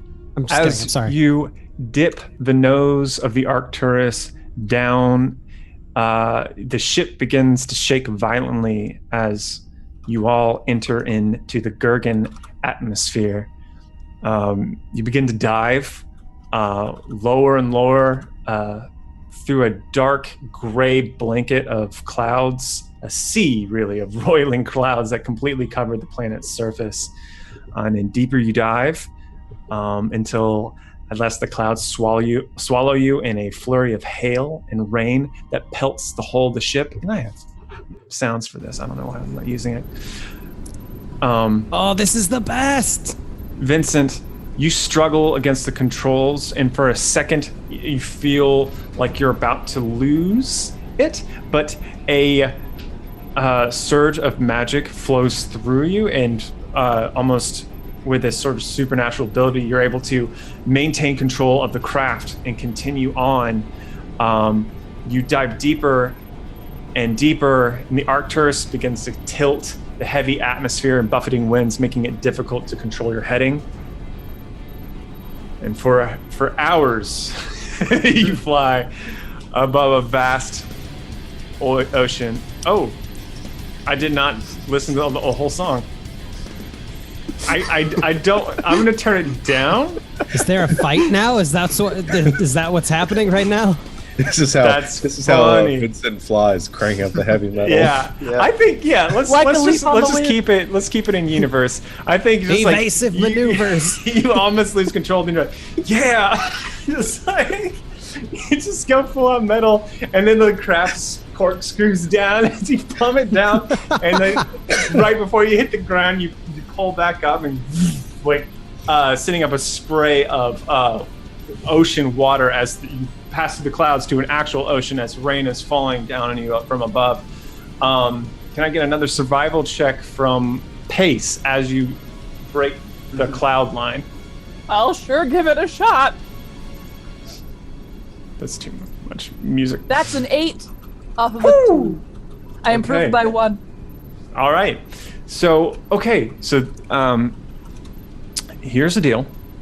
What that means is with 2 fails like that, it's going to take you a full day flying around at a high altitude trying to pick up a signal. So that's going to bring us to the next day of the 6th of the 3rd month. And I'm going to say after that extra time, whoo boy. Okay, so I think you've been traveling for several hours over a waterlogged vast forest of thousands of dark tangled shapes that are reaching up and out of the waters, a drowned forest of gnarled branches outstretched as if pleading. In the distance, through the sheets of thick rain, you can see a dark shape of an unnatural structure that's just breaking above the landscape of twisting, vine-choked trees below. And finally, a faint homing beacon ticks onto the navcom. And Pace, as you're looking over the screens, you see that what's coming up is some sort of structure. It seems like to have the basic shape of a long-range transport vessel, many times the size of the Arcturus, typically used for colonization. But as you all approach and look outside the window, you notice that the ship itself has been gutted and spread it around. It seems that each section is modular and designed to be detached and become its own separate unit. And you see several sections of the craft split apart in a pinwheel pattern around the disemboweled central hull. Though half of them seem to be, as you approach, sinking beneath the bog below. And in the central hub, on the top of the hull, through the misting rains, Ven, you see a flat circular area, a disc large enough for the Arcturus to land. attempt to land. Okay, give me a piloting check. Cool, and I just made this skill. Nice. I'm gonna Tides of Chaos that because we spent the whole day, so I got it back after the implied long rest. Well, you can't do it until I pop your surge, unfortunately. I think I get it back after a long rest. Oh, it has been a long rest. You're right. Yep. I meant to pop you. I should have surged you earlier. We can. I'll get you back. I'll get it back. So That's a fine. Tides of Chaos. I'll double surge you. Or, At some point. come on. Okay. So it is giving myself advantage. It's not replacing the roll, so that's still a 6 rather than a nat 1. Yeah. Okay. So it takes you a long time to feel comfortable setting down the ship. We did say the roll. It was 6, right? So I think you said it. Yep. Yeah. And the ship is shaking violently. I think everyone probably feels a little nervous because a wind will hit the ship and then it'll just pitch hard. And you hear sounds of crashing cargo that is falling over that wasn't properly secured. You hear some screeches and hoots from the zoo as the animals are having trouble with this situation as the ship lurches violently around. And as at a certain point, Vent just kind of presses down the choke. The ship comes down hard, and a sickening crunch as the front nose or the front of the cargo that hits straight on instead of the landing gear. And yeah, that happened. But then you settled the craft. If anyone's in the cargo area, you see sparks flying from the cargo bay door in the front, from the sides. And we can stop this music. Sorry. No, not that. That was a thing. No, it wasn't. Oh, hell. They look the same. Thumbnails look the same. All right. Did Ryan rig our dice for this game? I feel like 100%. It wouldn't surprise me if Roll20 had an option for DM to mess with dice. Cooper does not appreciate your insinuations here. So Commander Cooper is here? Oh, yes. It's okay. So yeah, you kind of crashed it a little bit, just a little bit. So what do you want to do? How little? You want to inspect the damage? I don't know anything. Okay. Yeah, I'll let Bolster and Rosh know. That was a rougher landing than I anticipated. We should check to make sure that we're going to be able to get out of here if need be. I'm still learning. Have you ever had a Warforged psychically teach you how to do things? It doesn't exactly translate super well. You're learning, buddy. It's all right. What do you got, Rosh? Do you want to go outside to check the exterior, or should I? Oh, I'm right on it, buddy. And I'm hopping inside Samathi's, and I'm going to jet out the airlock door if it will open. Or out the cargo bay door. The cargo bay door will not open. Ah, great. This is I'm basing this off of the diagram that we showed earlier, which I should bring into Roll20 at one point. But basically, the cargo bay door is the large one where large amounts of cargo come through. You still can get out in other directions. Like there's an airlock in the back right of the ship. And there may be another airlock somewhere, but you do have other options to... Like a school bus. There are some other emergency exits. Yeah, but the main one... So basically, unless you fix the ship, if you're planning on taking anything big, you can't. Unless you break it up into a lot of little pieces. So that's basically what you're working with right now. All right, well, we know the cargo bay door is broken. I'm going to go out the side entrance and see if I can figure out what else is wrong with it. Would you High like five, kiss, kiss, hug, hug. See you in a minute. Would you like some What was that? backup? If you don't mind the rain. I'll come with you. Is it breathable outside? Seems fine. Just making sure. Yeah. Okay. Just want to make sure. Okay. For somebody just walked outside. So, okay. So I drew a little map of where you all are at. Because this next part, you kind of have a little bit of options where you want to go next. And this is my lousy little art. Ooh. And I'll describe this for the viewers because they won't see this. Well, it's lovely. So at the center of this area is the primary hull of this vessel that used to exist, where the landing zone is and where the Arcturus is currently parked. And all around it are bits that used to be part of the ship. Let's think of this as a clock. At 12 o'clock, there's a building. At 1 o'clock, there's a building. And kind of all the way around, there's in total 7 buildings. To the 5 o'clock direction, the facility seems to be sinking into the bog. So there's 2 buildings at about 5 and 6 o'clock that are almost completely underwater. And the 2 that are at 8 and 3 o'clock, those are about half sunk. And that's what you can see from right here. Beside you, the players who are looking at this, the circle, there's like this raised, covered platform just beside you that appears to be kind of a loading dock.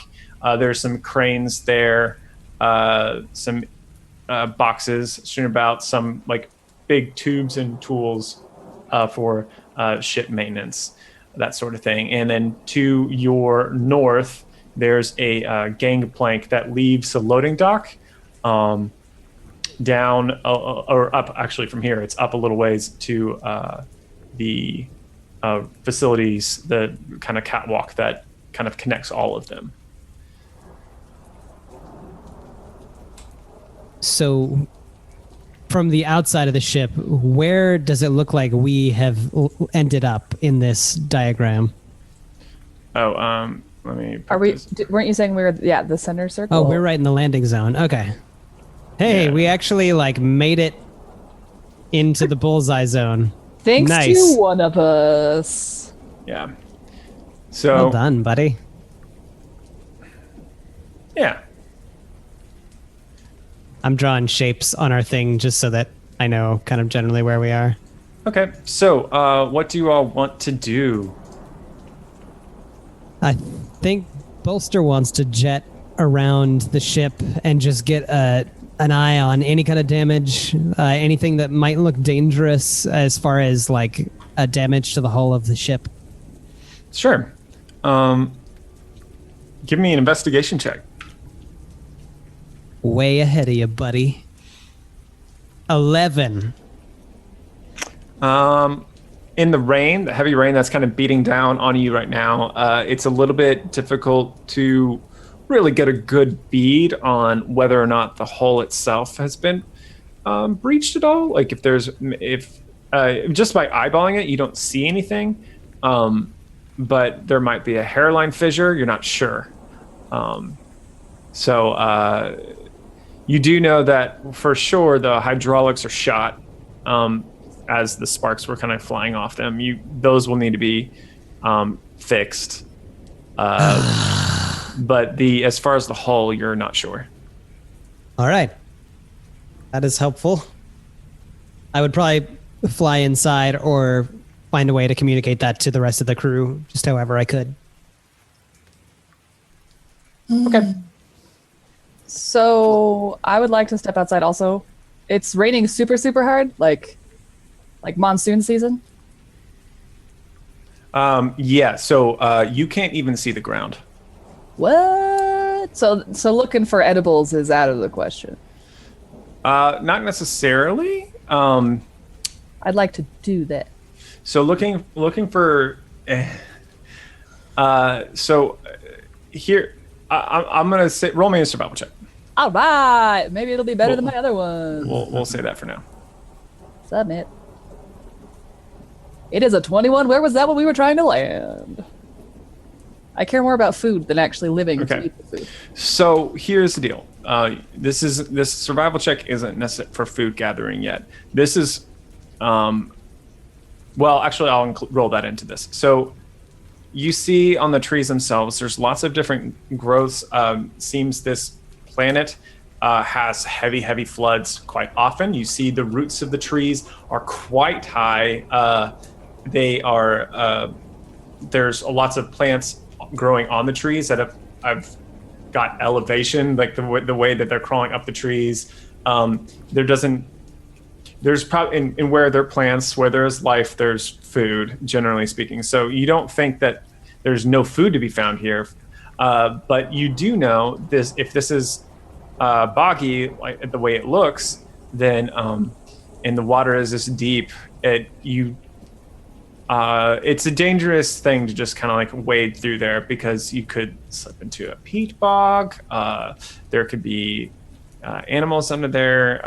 You don't, for not being familiar with this ecosystem, I'm not saying you can't go search for food. I'm saying you're probably not going to want to do it on foot. Got it.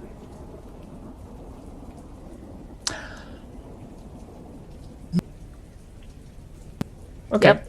I'm just gonna go back to the group and just wait for somebody to make a plan. Okay, Ben, Gwendolyn, Rush, what you doing? I guess my first question is, do we make sure the ship is ship shape, or do we try and make contact with what we came here to find? Because I would imagine if they were here right now, they'd have come, made a fuss about a ship landing here. I don't know if your contact told you where he'd be once he got here, Gwen. The contact actually told Gwen that he would meet her at Yuval's station, kind of after everything was done. He had stuff to wrap up at the anchorage, gotcha. But then when you were done with the thing, to meet him back at Yuval's station. Gotcha. Well, so what do you all think? Do we, because we're already a little more delayed than that man would have liked us to be. Do we go rushing in, or do we make sure we can get out of here if need be? I think we should probably start looking for people, since that's why we're here. More hands, more people to help fix the ship. But also, do you have an idea of how bad the damage is? If it's something that'll take a while to repair, or if we need to look for parts? Well, the hydraulics are definitely shot. I couldn't get a good look at the hull. It seems like maybe it could have holes in it. I'd say it's condition yellow. I wouldn't fly into space with it. Just until we get a closer eye on it. It's real hard to see in the rain. Well, I think we should. What's Help doing right now? Is Help in the room? Yeah, I think Help is just surveying the damage, like looking up at it, listening to what you have to say, looking back up at it. Then he kind of with one of his appendages, he adjusts his little tool belt and begins to crawl up the wall and survey the damage himself. Thank you, Help. They're so You're wonderful. cute. I love them so much. I think we should start doing what we're here to do then, I would assume. It should be noted that it is very wet out there, and it is very unsafe for us to go by foot. In a planet like this, in this sort of a biome, it is very likely for there to be dangerous bits of land that you cannot see through the water, animals hiding in the water and other places, especially with the low visibility. So if we have any sort of option to not walk or to be very stealthy, that would be great. I don't have any options for that. Well, Nope. I can lose my armor. Rush, nope. Can you all roll me a perception check? There's someone else in the room. Also, I do want to say this. I'm calling for this perception check, but I'm trying to not do that so much. I'm trying to use your passive more often. That's going to put it more on you all to be proactive if you want to play that out. But know that I do have a macro in here to see all of your passive perceptions, and I'm going to be referring to that a lot personally. But if you want to be extra vigilant, that's on you. Okay. This is kind of like the last one that I'm going to call for, I think, for a bit. We'll see how that goes. Okay. So that is a 12 perception for Vincent. 25 for Pace. 12 for Rush. Natural 20 for Bolster. Excellent. And 15 for Gwen. Excellent. You all notice this aspect that all around you and all the facilities that surround you and the loading dock beside you, there does not seem to be anybody. Doesn't seem to be like there's, you see kind of light fixtures in the loading dock above you, and they're all dead. However, Pace and Bolster and Gwen, you do notice that in the, oh gosh, which one? Sorry, I have to check my notes. I wrote so many stupid notes for this. Okay. Making sure I got this. Okay, so at the building at direct to your northeast, or your 1 o'clock, you see a flickering light. I forgot I can ping people. That's going to make things easier. But for the sake of chat, or for the audience, I'll keep saying where they are. You see kind of a flickering light inside, and you also hear some kind of metallic noise above the sound of the beating rain. And the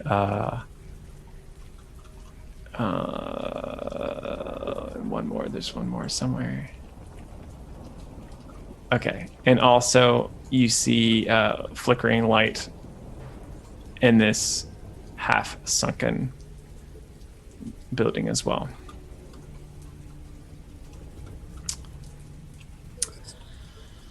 So, did we land where we were supposed to land? Is this where the people are we're supposed to look for, or is this just incidental the place that we found?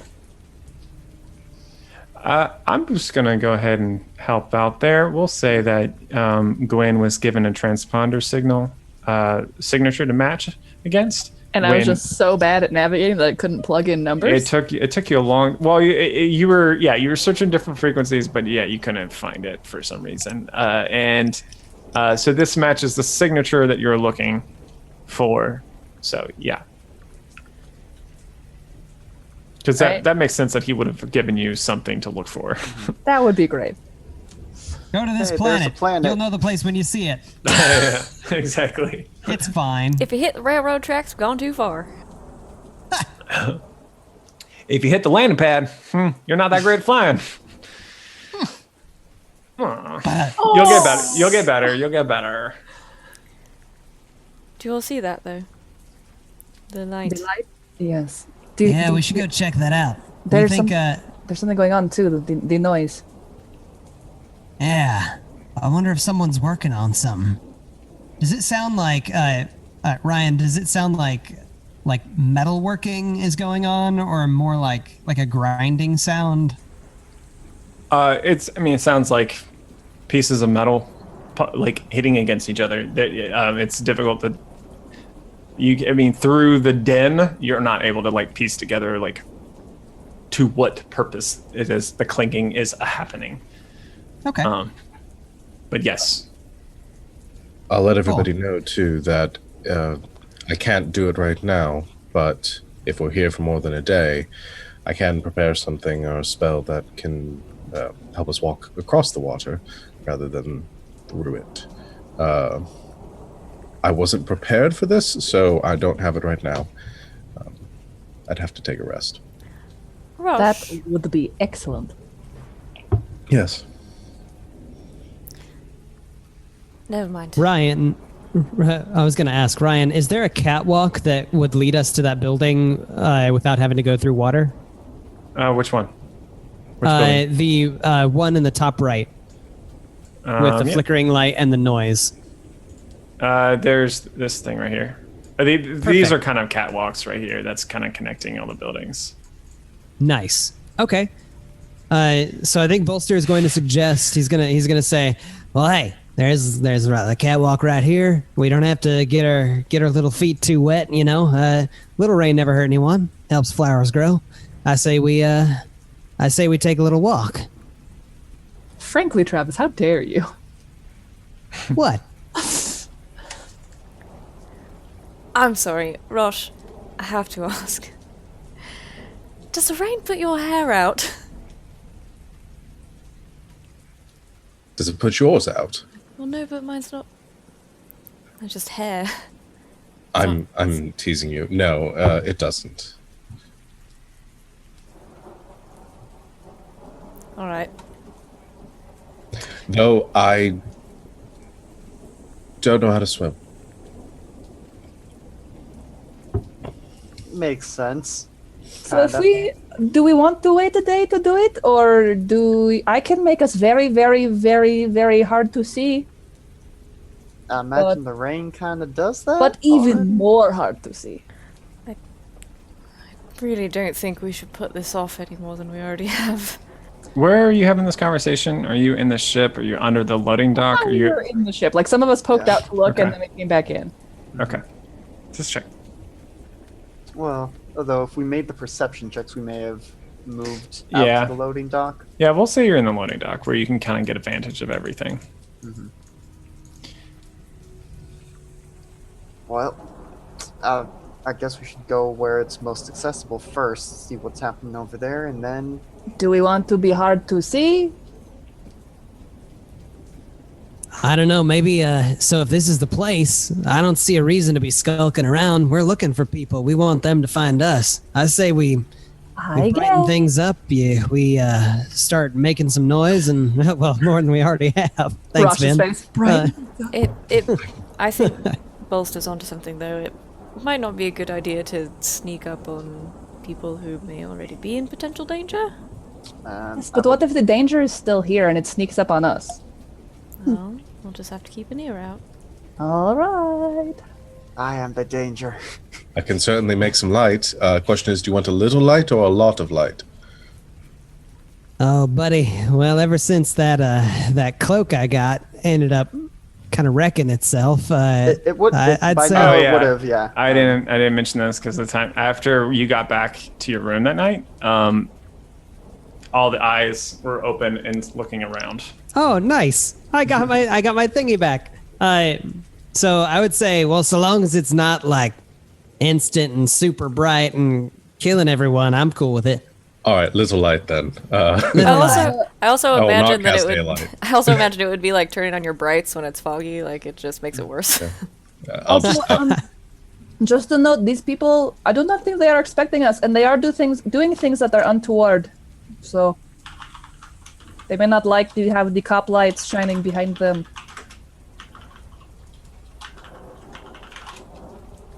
Well, Use a light. no, Sorry. no. I'm just going to walk over there and see if I can talk to who's in there. I go with you. Yeah. I'm following if I don't have to swim. Yeah. Vince Oh, you is don't have just to. gonna cast light on one of his pendants and follow after. Okay, so who's lit up? You are, and you are. Excellent. And So, Bolster is flying pretty far up in the air, kind of keeping a scout, kind of looking down from way up above. Okay, cool. So do you all go into this place or arrive at least at the entrance of this place? Yes, and I would also like to be keeping a wary eye out for people being scared of us and running away. Okay. Or just any movement at all. Okay. Excellent. You can give me a perception check. I would love to. And your passive is 16, so if it's less than that, I'm going to ignore it. Yes, Well, poop. It's 15. Me so too. All right. And your passive is 14. So if it's less than 14, I will ignore it.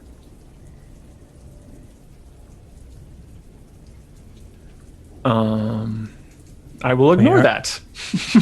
8. Okay. All right. So you approach the building. Let's go back. Let's go back to. All right. Let's go back to this other one. So you approach the building. The doors. There's the hydraulic door. It seems to be cracked slightly. It seems to shake back, shake towards forward, shake back, shake forward, but always leaving a crack open.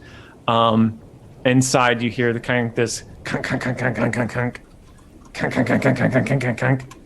I knock on the door. Baby? Hello? Hi, are you all right in there? Sure, come on in. Can I open the door? Sure, just strength check it to pull it. It seems to fight you a I'm little not bit. very strong. Is it athletics or just strength? Can it be athletics? It's strength. Why do I even have athletics? Wait, proficient? do you have a quarterstaff? Because I think you do. I do have a Do you want to quarterstaff. use that as the kind Sure. of leverage and get advantage on your strength I check? would love to do that. Okay, that's a good idea. Thanks for the help. That's a 20 total. Yep. Okay. So yeah, you kind of leverage it in there, and you pull it back, and you crack the door, or not crack the door, but you like pull the door back open and go. And you all are filled with a wash of this smell of like rot. As you look before you, and there's several tables that are kind of a little bit out of sorts, chairs knocked over, 2 forms that seem to be slumped over their seating, and then to your left there's a counter where a shape comes through, a mini appendaged thing shining like metal as a kind of hold on, where did I go? I don't close up my notes. It's like a metallic spider drops from this ceiling, arm-like limbs with different things at the end glinting in the kind of flickering light, and this center of its head swivels towards you. A large round glass lens flickers and shines a reflection. It's like, good evening. Hello. Hello. Are you one of the people who is digging here? No, I'm the chef. Insight check. Is this a lying robot? That's a natural 20 for a total of 26. Okay, so you insight check this this orb that's being lowered from the ceiling in this kind of arm joint as your kind of eyes adjust to. I mean, you have dark vision, but like as you kind of adjust to it, it has many different kind of bent appendages. Some of them seem to be kind of hanging limply underneath it. It looks kind of like this weird metallic spider thing. It doesn't really have a face, just has a lens for a face. And yeah, it's if you're, I forgot what you're trying to insight, but it's hard to Is it really a chef? Actually, with the insight check, I will say this: you see at the ends of each of its arms different cooking utensils, like knives, cheese graters, avocado peelers. This is the best day of my life. Avocado peeling. Well, where is everyone? Well, they all left a while ago. Why? What? Well, Did they ever come back for lunch? no. Oh, They've well. been gone for weeks. Oh, well, that's a really long time to skip lunch. Do you You know all where? look famished. We're pretty famished. Do you know where they went? I think I know, but I don't. I mean, Dr. Cassian took them Took them. to the temple. Okay, do you know where the temple is? Not personally, but I think you can find the directions in the comm center. Oh, that's great. Which one's that? Oh, you need to. Okay, well, you must be new to the facility. Can I make you a snack? I would love that, but where's the comm center first? Okay, let me make you a snack. But And then first... Oh, okay. he reaches into this kind of vat of foodstuffs and pulls out a handful of completely rotten food, slams it on the counter, and then puts his arm down with a knife and goes chop, chop, chop, chop, chop, chop, and his arm gets chopped into part. He's like, He's like, he's not doing too great. He's like, He's been very lonely. I turn around and I'm very sad. He's been so lonely, you guys. I think I have a kind of a map of the facility if you would like that. Yes, sure. I think that would be good. We ate just before arriving, so you don't need to bother yourself with cooking us a meal. And I will go up and attempt to start casting mending on his arm. I called up one piece, looks try and great. mend that back on. Oh, Take another thank piece. you. What's your name? Do you have a name? Yes. Well, I'm a kitchen integrated technology. I'm kind of in Model E. Most people call me Kitty. That's great. I will call you Kitty. I love kitties. This is great. Okay, Kitty. Where is the comm center again? Oh, it's just over here, and he will mark on the map where it is. Or he hands you a map that kind of like outlines all this information. I will real quickly. Whoop, that's not that tool. It's this one. Just a second. Let me mark it on your map. There you go. Oh, that's so nice. All right. That is so helpful, Kitty. Thank you. Oh, you're fine. It's just so nice to make food for people again. I'm so sorry they did not come back. I will find them for you. And I tried to make food for Dimble and Orlin over there, but they're not seeming to be hungry for the last few weeks. oh, let me go see why that is. I'm going to go look at their dead bodies. Okay. Don't assume, Lindsay. I'm pretty sure they're dead. There's a pile of rotten food next to them as Kitty has gone over to them, trying to feed them. Guys, I didn't expect to be so depressed tonight. I'm so sad, but I love him so much. It's the He's saddest the best. Ghibli movie I've ever seen. We have to adopt him. Just take him out of the ship, take him out of the station, transfer him to our ship. Bolster, you could totally fix him, right? Okay. Oh, so, yeah. I'd have to take a look at him first, but I think so. I whispered as I go over to these dead bodies. Okay, so as you walk over to the dead bodies, See, Alex. yeah, they're real ripe. Great. You see two forms, a human and a gnome. And as you approach with your 16 passive perception, Yes. you see what looks like they are vibrating. And you hear the sounds of thousands Don't. of... Anyway, I'm going to skip this part and I'm just going to say swarms of insects fill the room. And Wait. let's roll initiative, everybody. Okay. Okay. I don't like that. Captain was totally with me this whole time, for what it's worth. Yeah.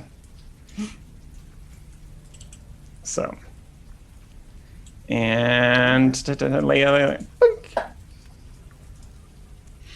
and we gotta find some music.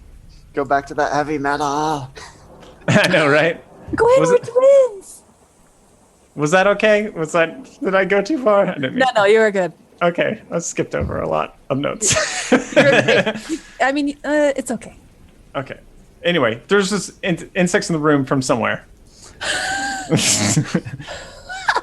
Spontaneous insects appear. I've watched The Mummy. It would have been okay. Ooh. I don't remember this one. That's cool. Oh yeah. Watch this one turn into butt metal again. All right, so let's get those initiative rolls read out loud, if you would. 22. 22. 17. 11. 11. Oh, Hey! wait. Sorry. Captain doesn't have a separate initiative. Never mind. Sorry. Sorry, bye. Gosh, this sheet is taking so long to come up because I already had it up. Can you delete Captain's initiative? Sorry. Happily. I'm gonna turn that music down for me a little bit.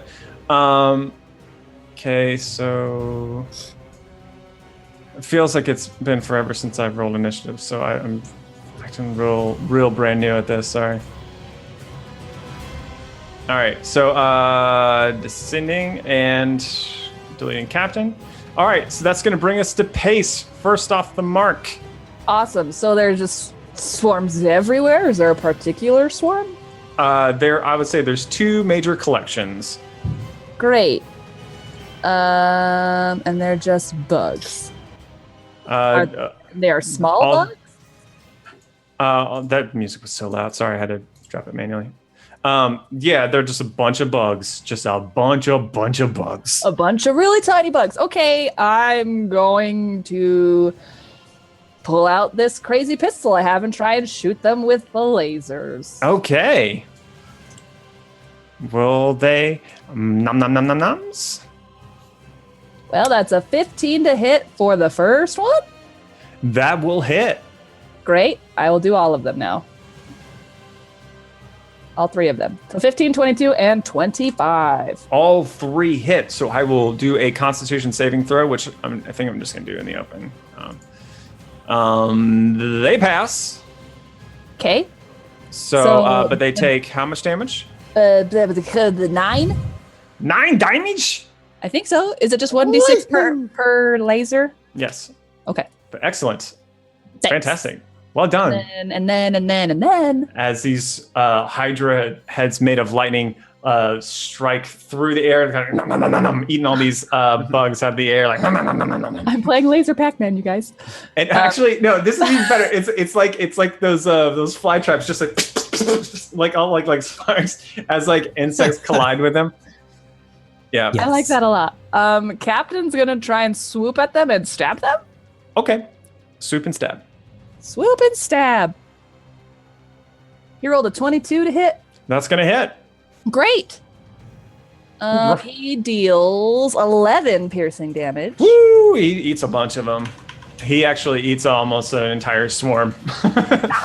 Great. This is probably one of his fave foods, actually. Okay, I'm done. All right, brings us to Gwen. Okay. This music is entirely too epic for this encounter, by the way. It's really intense. Yeah, I love it. I'm going to do a thing that I always forget that I can do, and I'm going to use my one cantrip that I have called Booming Blade. And so I make an attack. I guess I'm going to swing my sword at the bugs. Yeah, just. Yep. And I do that, and if I hit them, then Booming Blade does something, and I'm going to read it, but I'll roll my attack first. Boop, that's a 25. I don't think it hits. Yeah. Go for it. I'm going to click the... That is a hit. Okay, so it does the regular damage, so that's 10 piercing damage to the bugs. And then Booming Blade, a roll of damage. It does attack normal effects, and they become sheathed in booming energy until the start of my next turn, and if they willingly move before then, they immediately take... That's wrong, because at 5th level, it went up to 2d8 thunder damage if they move before the end of my next turn, which I feel like they're bugs. So yeah, they might. They are indeed. Okay, awesome. Well done. And so, yeah. Did you... yeah, perfect. Okay, so that's going to bring us to Vincent. Yep. I mean, there's not a lot of cool stuff you can do. I don't feel like this is a fight worth spending spell slots on yet. I may be about to be proved wrong, but just from sort of the back of the group, Vincent is going to fire off a firebolt at the swarm that is still... that looks diminished. Okay. That's a 15 to hit. That's gonna hit. All right, and that is 11 fire damage. Yeah, you fry up those little buggers, and they make little crispy pop sounds as the fire just engulfs them, and they all kind of like their wings catch fire, and they all fly down like little meteorites. All right, and yeah, that's gonna be Vincent's turn. I don't have a ton of bonus actions. All right. That'll bring us to Rosh. Yeah. I was tempted to fireball him. Seems like overkill at this point, so I'm going to throw a produce flame at them. Awesome. All right. Sheet's moving real slow. It's a 16 to hit. That is going to hit. That's only doing 1d8. I guess I didn't update that. That's weird. It's supposed to do that on its own. But yeah, I'll look at that in a second. So it's 9 fire damage. Excellent. Same thing as what happened with Vin. Like a lot of them catch fire, and you hear these pop sounds as they kind of explode into the heat, and like really loud. That like imperceptible to most ears, but this shrieking sound. Yep. All right. That's all I got. Okay, Bolster. All right, Bolster pops the canopy down on Samathes so that he can actually do something, and he slashes out with his scimitar at them. That's 17 to hit. That's gonna hit. That hits, so that does 10 slashing damage. Oh boy. Okay. And then Sam is also going to just strike out with his little pincer and try and do some damage. That's also going to hit, yeah. And that does 7 slashing damage. Okay. All right. This swarm, very seriously diminished, is going to make a move now and going to eeny, meeny, miny, gonna get that. Who smells the nicest, tastiest? I have been mucking out stalls of animal poop. Oh yeah, give me that poop. I smell like fire. So we're gonna roll this. If they move, they're gonna take 2d8 thunder damage. Yeah, we'll go. We'll go ahead and roll that as well. Because as they kind of swarm all over Pace, that's 10. And you'll kind of big crash as they kind of scatter all around. They still bite Pace, but there's only a few left. Actually, probably not even enough to make any dent on anything. 13 doesn't hit. So just a few bugs remain and kind of like swarm around the room. It's probably not necessarily worth clearing out all of them, but they've ceased to be a threat at this point. Captain will eat them up. And Captain is flying around greedily, snapping them up into his jaws of awesomeness. Accurate. Yeah, I just wanted a little simple encounter. I've never done this before. I love it. That was awesome. Yeah. All right. So you are. Once again, we'll turn to the map. Woo! Yeah, so Kitty, those were yep, they are not hungry. Oh no. Was it the food I made? No, your food is great. They are just very, very sleepy. They're I not think they're sleepy, dead. Pace. They're dead. Oh. Yep. I think she was trying to soften the blow.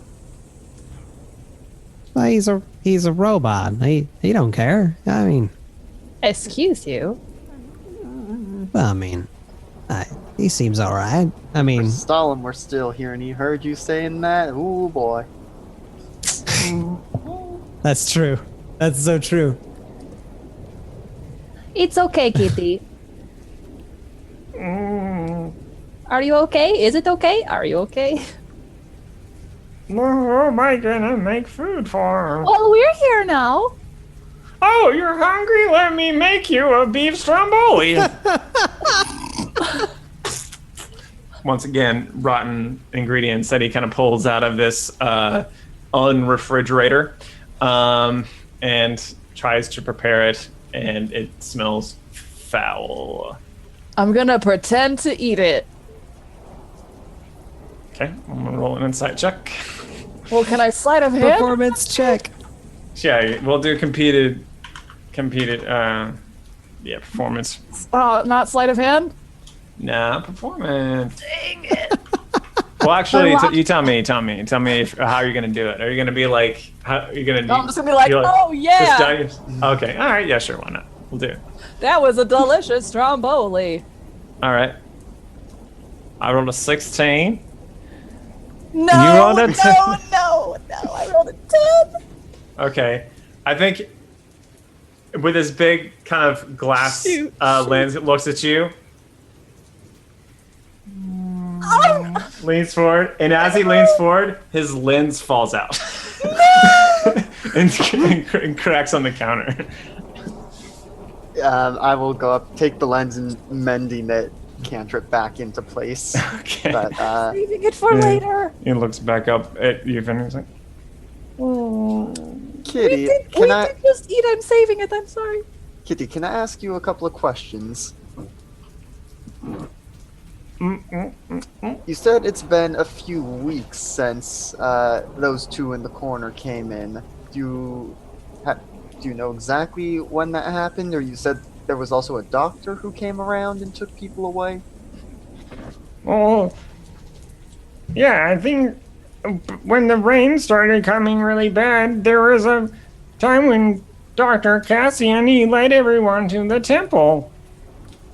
Right, and we're gonna get on that. Now, my second question, do you know just how integrated you are into this here mess hall? Because if ain't nobody coming back, you don't want to be hanging around here all lonely.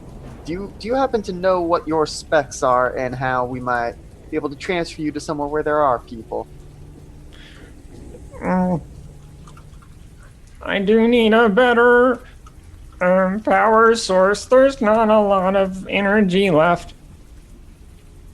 Right, understandable. And, I think to just a word of advice, you might want to, I know it's kind of what you do, but, we're probably going to be heading over to the temple. So just don't worry about making more food until we come back, okay? That'll help you save some of that energy. Can you take a nap till we get back? Sure. Like a hibernation mode? I can go into sleep mode. Okay. I just want you to be okay when we get back.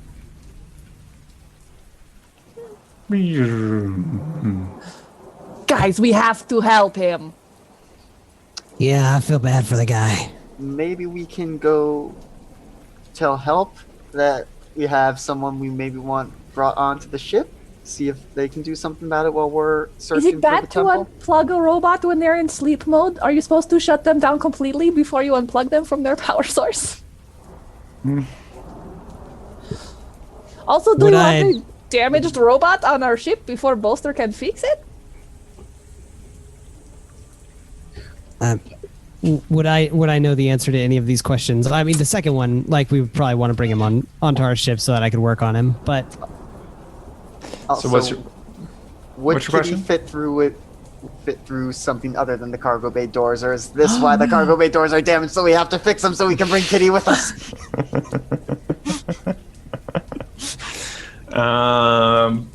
Yeah, I think the way, because Kitty is suspended from an armature that's kind of integrated into the building itself. It's not that you couldn't remove that, but getting it through the airlock as is will probably be a challenge. You could try to disassemble him or it and try to put it back together, but that obviously has pros and cons. And or you could just wait till the cargo bay door is fixed.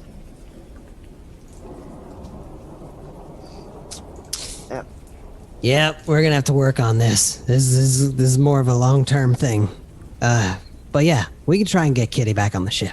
I think we might be able to figure something out. Everyone's watching the link I posted. I'm sorry. I'm not. I have a totally unrelated question. Did we have a very big, important discussion about bringing the book with us and then not do that? Yeah, Oh, hell. we had a text discussion about that, but Wait, so what? in our Roll20 chat, we talked about bringing the evil book with us and not leaving it with Eleanor Oh, how on the did I ship. miss that?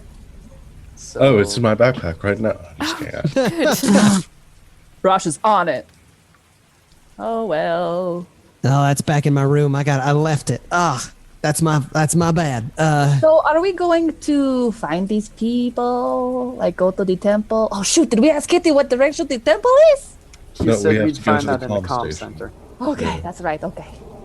But that's underwater. I can swim. But can you hold your breath? I can hold my breath for upwards of 2 minutes. That's way better than me. I can hold my breath for a while, but I can't go anywhere. I can do it. I can go with you. I love that plan. Yeah, we can both see in the dark. And yes, let's do it.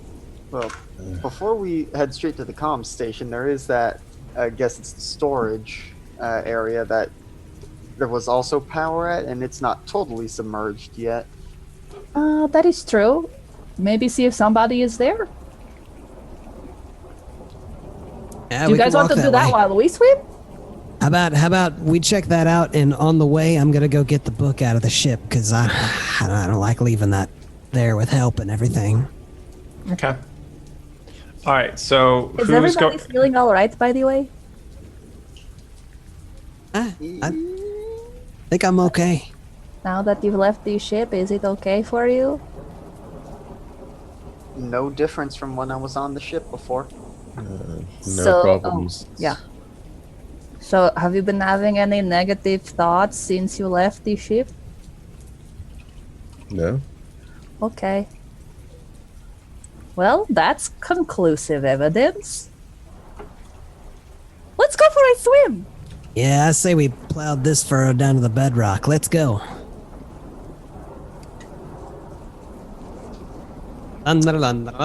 So I think Bolster is going to run back by the ship and try to get the Necronomicon out of the ship. Just, you know. I'm just gonna go with them just in case. Okay, wait. So where's everybody? You two are going back to the book. Where's Well- Pace and Gwen? We're going to the comm station. We're going to go for a dip. Okay, going for a dippity doo dah. Ben, what are you doing? You want to get investigating those other buildings? Yeah, I mean, those other sweet buildings? I'm thinking as we go. I was thinking we'd be going counterclockwise on this, so I guess poking my head into the laboratory if there's an opening there. Okay. All right. So I'm going to do the laboratory first because that's the closest from where you all are, sort of. Oh, I don't like splitting the party. Oh, this is icky. Especially not 3 ways. I love it. Get out. I Get love out. it. I will say first, I am going to go ahead and cast Mage Armor on myself because, you know, there was something hostile in the area. Okay. So You, as you poke your head in, and I'm going to say you step in just for simplicity, you see on the ground smashed glass of beakers that are, oh my gosh, my writing is terrible. All this stuff is everywhere. Like smashed glass on the floor. You see the room itself is kind of like cold and damp. There's some like rain that's like dripping through leaks from the ceiling. You see the skull of, or at least half the skull of an enormous reptile on one of the tables. You see a strange elongated object. In this lighting, it's a little, actually you have light on you, so never mind. So you can tell the color, it's kind of a dark purple material, opaque and glossy in this kind of teardrop shape. As you look across it, there's kind of imperceptible seams running the length of it, and an opening on the top where it's kind of spread open, this strange kind of hatch. And on the walls, you see, actually, we'll get back to that. I'm going to bounce around a little bit. Rosh and Bolster, you head back to the ship, returning to Bolster's room. And Bolster, where'd you leave it in your room? I was just sitting on top of like a desk that was in the room. Okay. The top of your desk is bare. Oh, hell. Okay. We gotta find out how in the world would anyone have taken it? Rosh, it's gone. Is there any way to know if anybody's been on the ship? Well, we got 2 people on the ship. Wait, we got help, and we got, what was Gwen's friend's name? I can't even remember it. Eleanor. Eleanor, that's it. All right, you check on help. I'll check on Eleanor. All right, here we go. And I go searching for help. Party's now split 4 ways. Okay, so you search the ship for help. We'll go to Gwendolyn and Pace as you're walking across the rain-battered walkways, passing by 3 buildings, actually. The lab, the garage, yes? I would like to cast Pass Without a Trace on us. Okay, pass it. Click, Click. click. There it goes. Okay, so roll me stealth for both of you. Okay. And you get a plus 10. Okay, I rolled a 19, so 29. Okay, 29 and a 17 from Gwendolyn. That's pretty good. All right, so yeah, I mean, it's not hard even in this kind of rain to even to be hidden, but yeah, with magically guided and your steps feel lighter, your movements feel a little bit more in control as you move across. You pass by a garage where you see looks like a few vehicles inside. You pass by the storage area with flickering lights where, let's see if you can see anything just from walking by it. Where is it? It's somewhere here. It's lost from my notes. No, that's it. I named it something different here. That's why. Yeah, you just see a bunch of containers as you pass by it, and then you get to the at this point the walkway kind of dips into the water. You want to dive in? Can I look for any signs of animal life? E.g. crocodiles. E.g. crocodiles. Can you name me one of those signs? Like an animal, like being partially submerged, only its eyeballs are poking up, but it looks like a log. So when you're saying that, like, do you see a crocodile? Yes. As a sign of a crocodile? Yes. Yeah. Or like bubbles. Roll me a perception check. Okay. Click. That's a 24. Okay, excellent. So you So you do see. I mean, it's raining a lot, so the waters themselves are not still. You wouldn't be able to tell any ripples of movement or anything. You don't see any eyes or anything. You do see bubbles that come up on occasion, but you've been seeing that everywhere, and it seems like there's maybe still oxygen or some. I mean, the way this place smells, probably gas that's coming up from the beneath the soil. So it's a little bit difficult to tell from that whether or not there are creatures around. But again, from your survival roll earlier, knowing that where there is life, there is generally life. So it's not a bad idea to consider that that's a possibility. But you don't see anything. Oh. And Captain is like freaking out right now. I forgot. Yeah, he's got a little umbrella. He's like, I'm going to send him back to the ship because he does not swim. Okay. Anymore. So he flies. Yeah. He doesn't like water. So he flies back to the ship, which we're gonna go to Vincent again, and then on the walls of the lab, on these shelves, you see a familiar sight. You see a shelf lined with heads, skull-like heads that remind you almost exactly of Crystallum,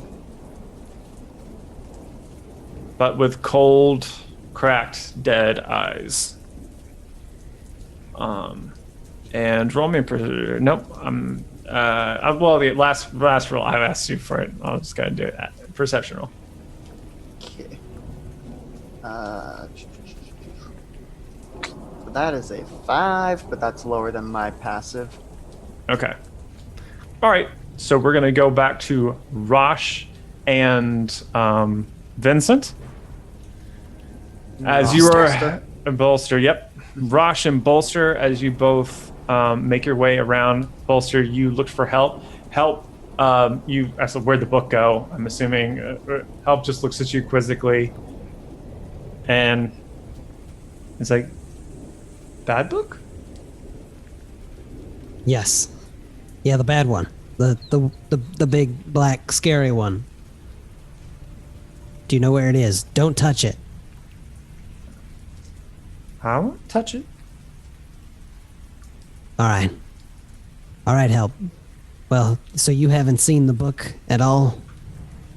No, not since the first time.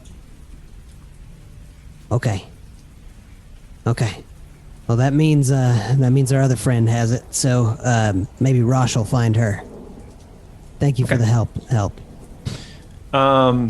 Okay. Rosh, you go over to Gwen's room. Knock. Open the door. What's you do? Knock on the door first. Okay. Response. You. What the heck? I can't do nothing. Let me just type one thing real quick. Sorry, it's a whisper. I know.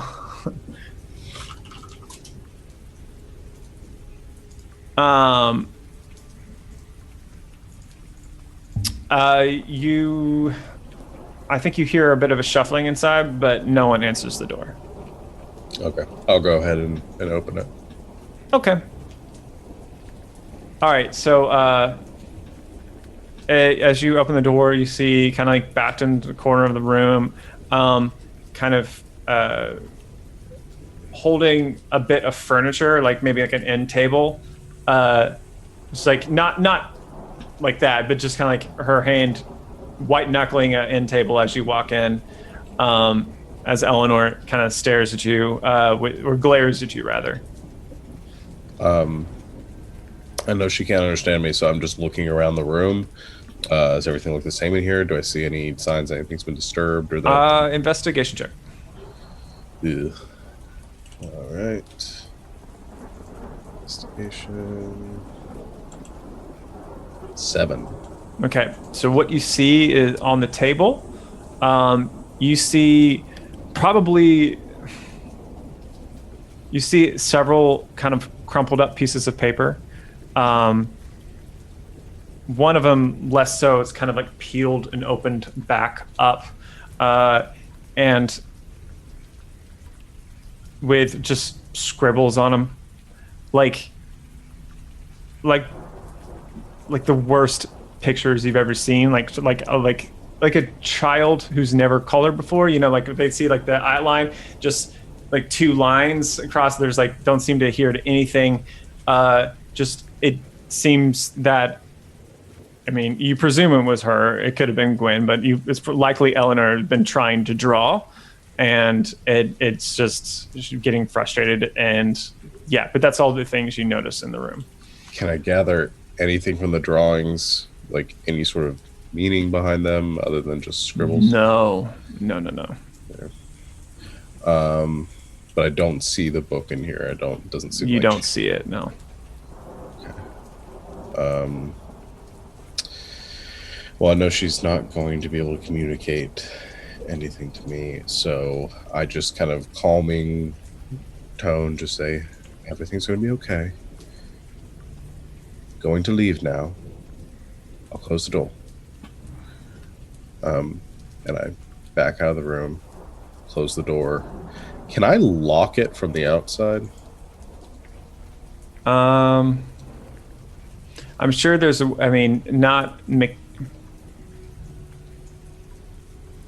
there's a way to do that, because I think like probably all of the doors in this ship have a fail-safe where you can do a just in case there's a breach, like seal off an area. So yeah, you can lock it from the outside for sure. You'll have to go to the control room to do that, but well, no, you don't. We'll just say you can do it from outside the panel. That's fine. Okay. I'm gonna lock it just in case. Okay. Cool. So, we're gonna go back to Gwen and Pace as you both dive into the water together. It's cold and salty, and stink. And you see kind of submerged this small red light that's dully kind of blinking in the dark brackish waters ahead, and you swim towards it. And then we'll go back to Vincent as you kind of step a little bit further into this room, where kind of all of this rot and kind of like behind the purple object. You notice that there's like, it seems like the bog's kind of been growing into this room. There's the ground's kind of covered with this like algae and like driftwood, and that's covered in like the broken glass of the beakers. And before your eyes, it begins to gather and spin and coil up into one shape, then two that loom over you on either side, letting out a terrible growl as they see you. And we will end the session there. Cool. Why does everything here want to kill us? It's a hostile universe. Okay, so thank you all so much for watching. Thank you for the NPC name brought to you by Kitty Sparkle. And thank you for Raven for giving us some inspiration tonight. And I don't know if I missed anything else like that. But again, follow us on Twitter, sub us on YouTube, follow us on Twitch if you're not already. Thank you so much for all of your support, and you are great. Our next scheduled event will happen on Wednesday at, please give me time again, I always forget. 9 EST. Yeah, 9 Eastern time, and we'll do Wednesday, and then carry on. We'll be back with Wildspace in 2 weeks. And next week from this time slot is going to be Apocrypha session till. So, cool stuff. We will see you all next time. Yes, and please add something on. We did have a couple of new followers during the game. Yeah. Hey, you want to They're call them down out? here. I don't Wanna have the call- chat up. I just saw the One of them 3 was- bits going across. Oh, yep. Swamp Thing and Junkrat. Hey, Hey! The Junkrat. Swamp Yeah. Thing, this is your session. Swamp Thing 42. Swamp Thing. Make my heart sing. You mean everything. Deadly. Anyway, That's good note to end on. What a journey. all right. If you want to have a brief theme song, subscribe to our Twitch. All right, y'all. Thank you so much. We will see you next time. Goodbye. Bye. Good night, Internet.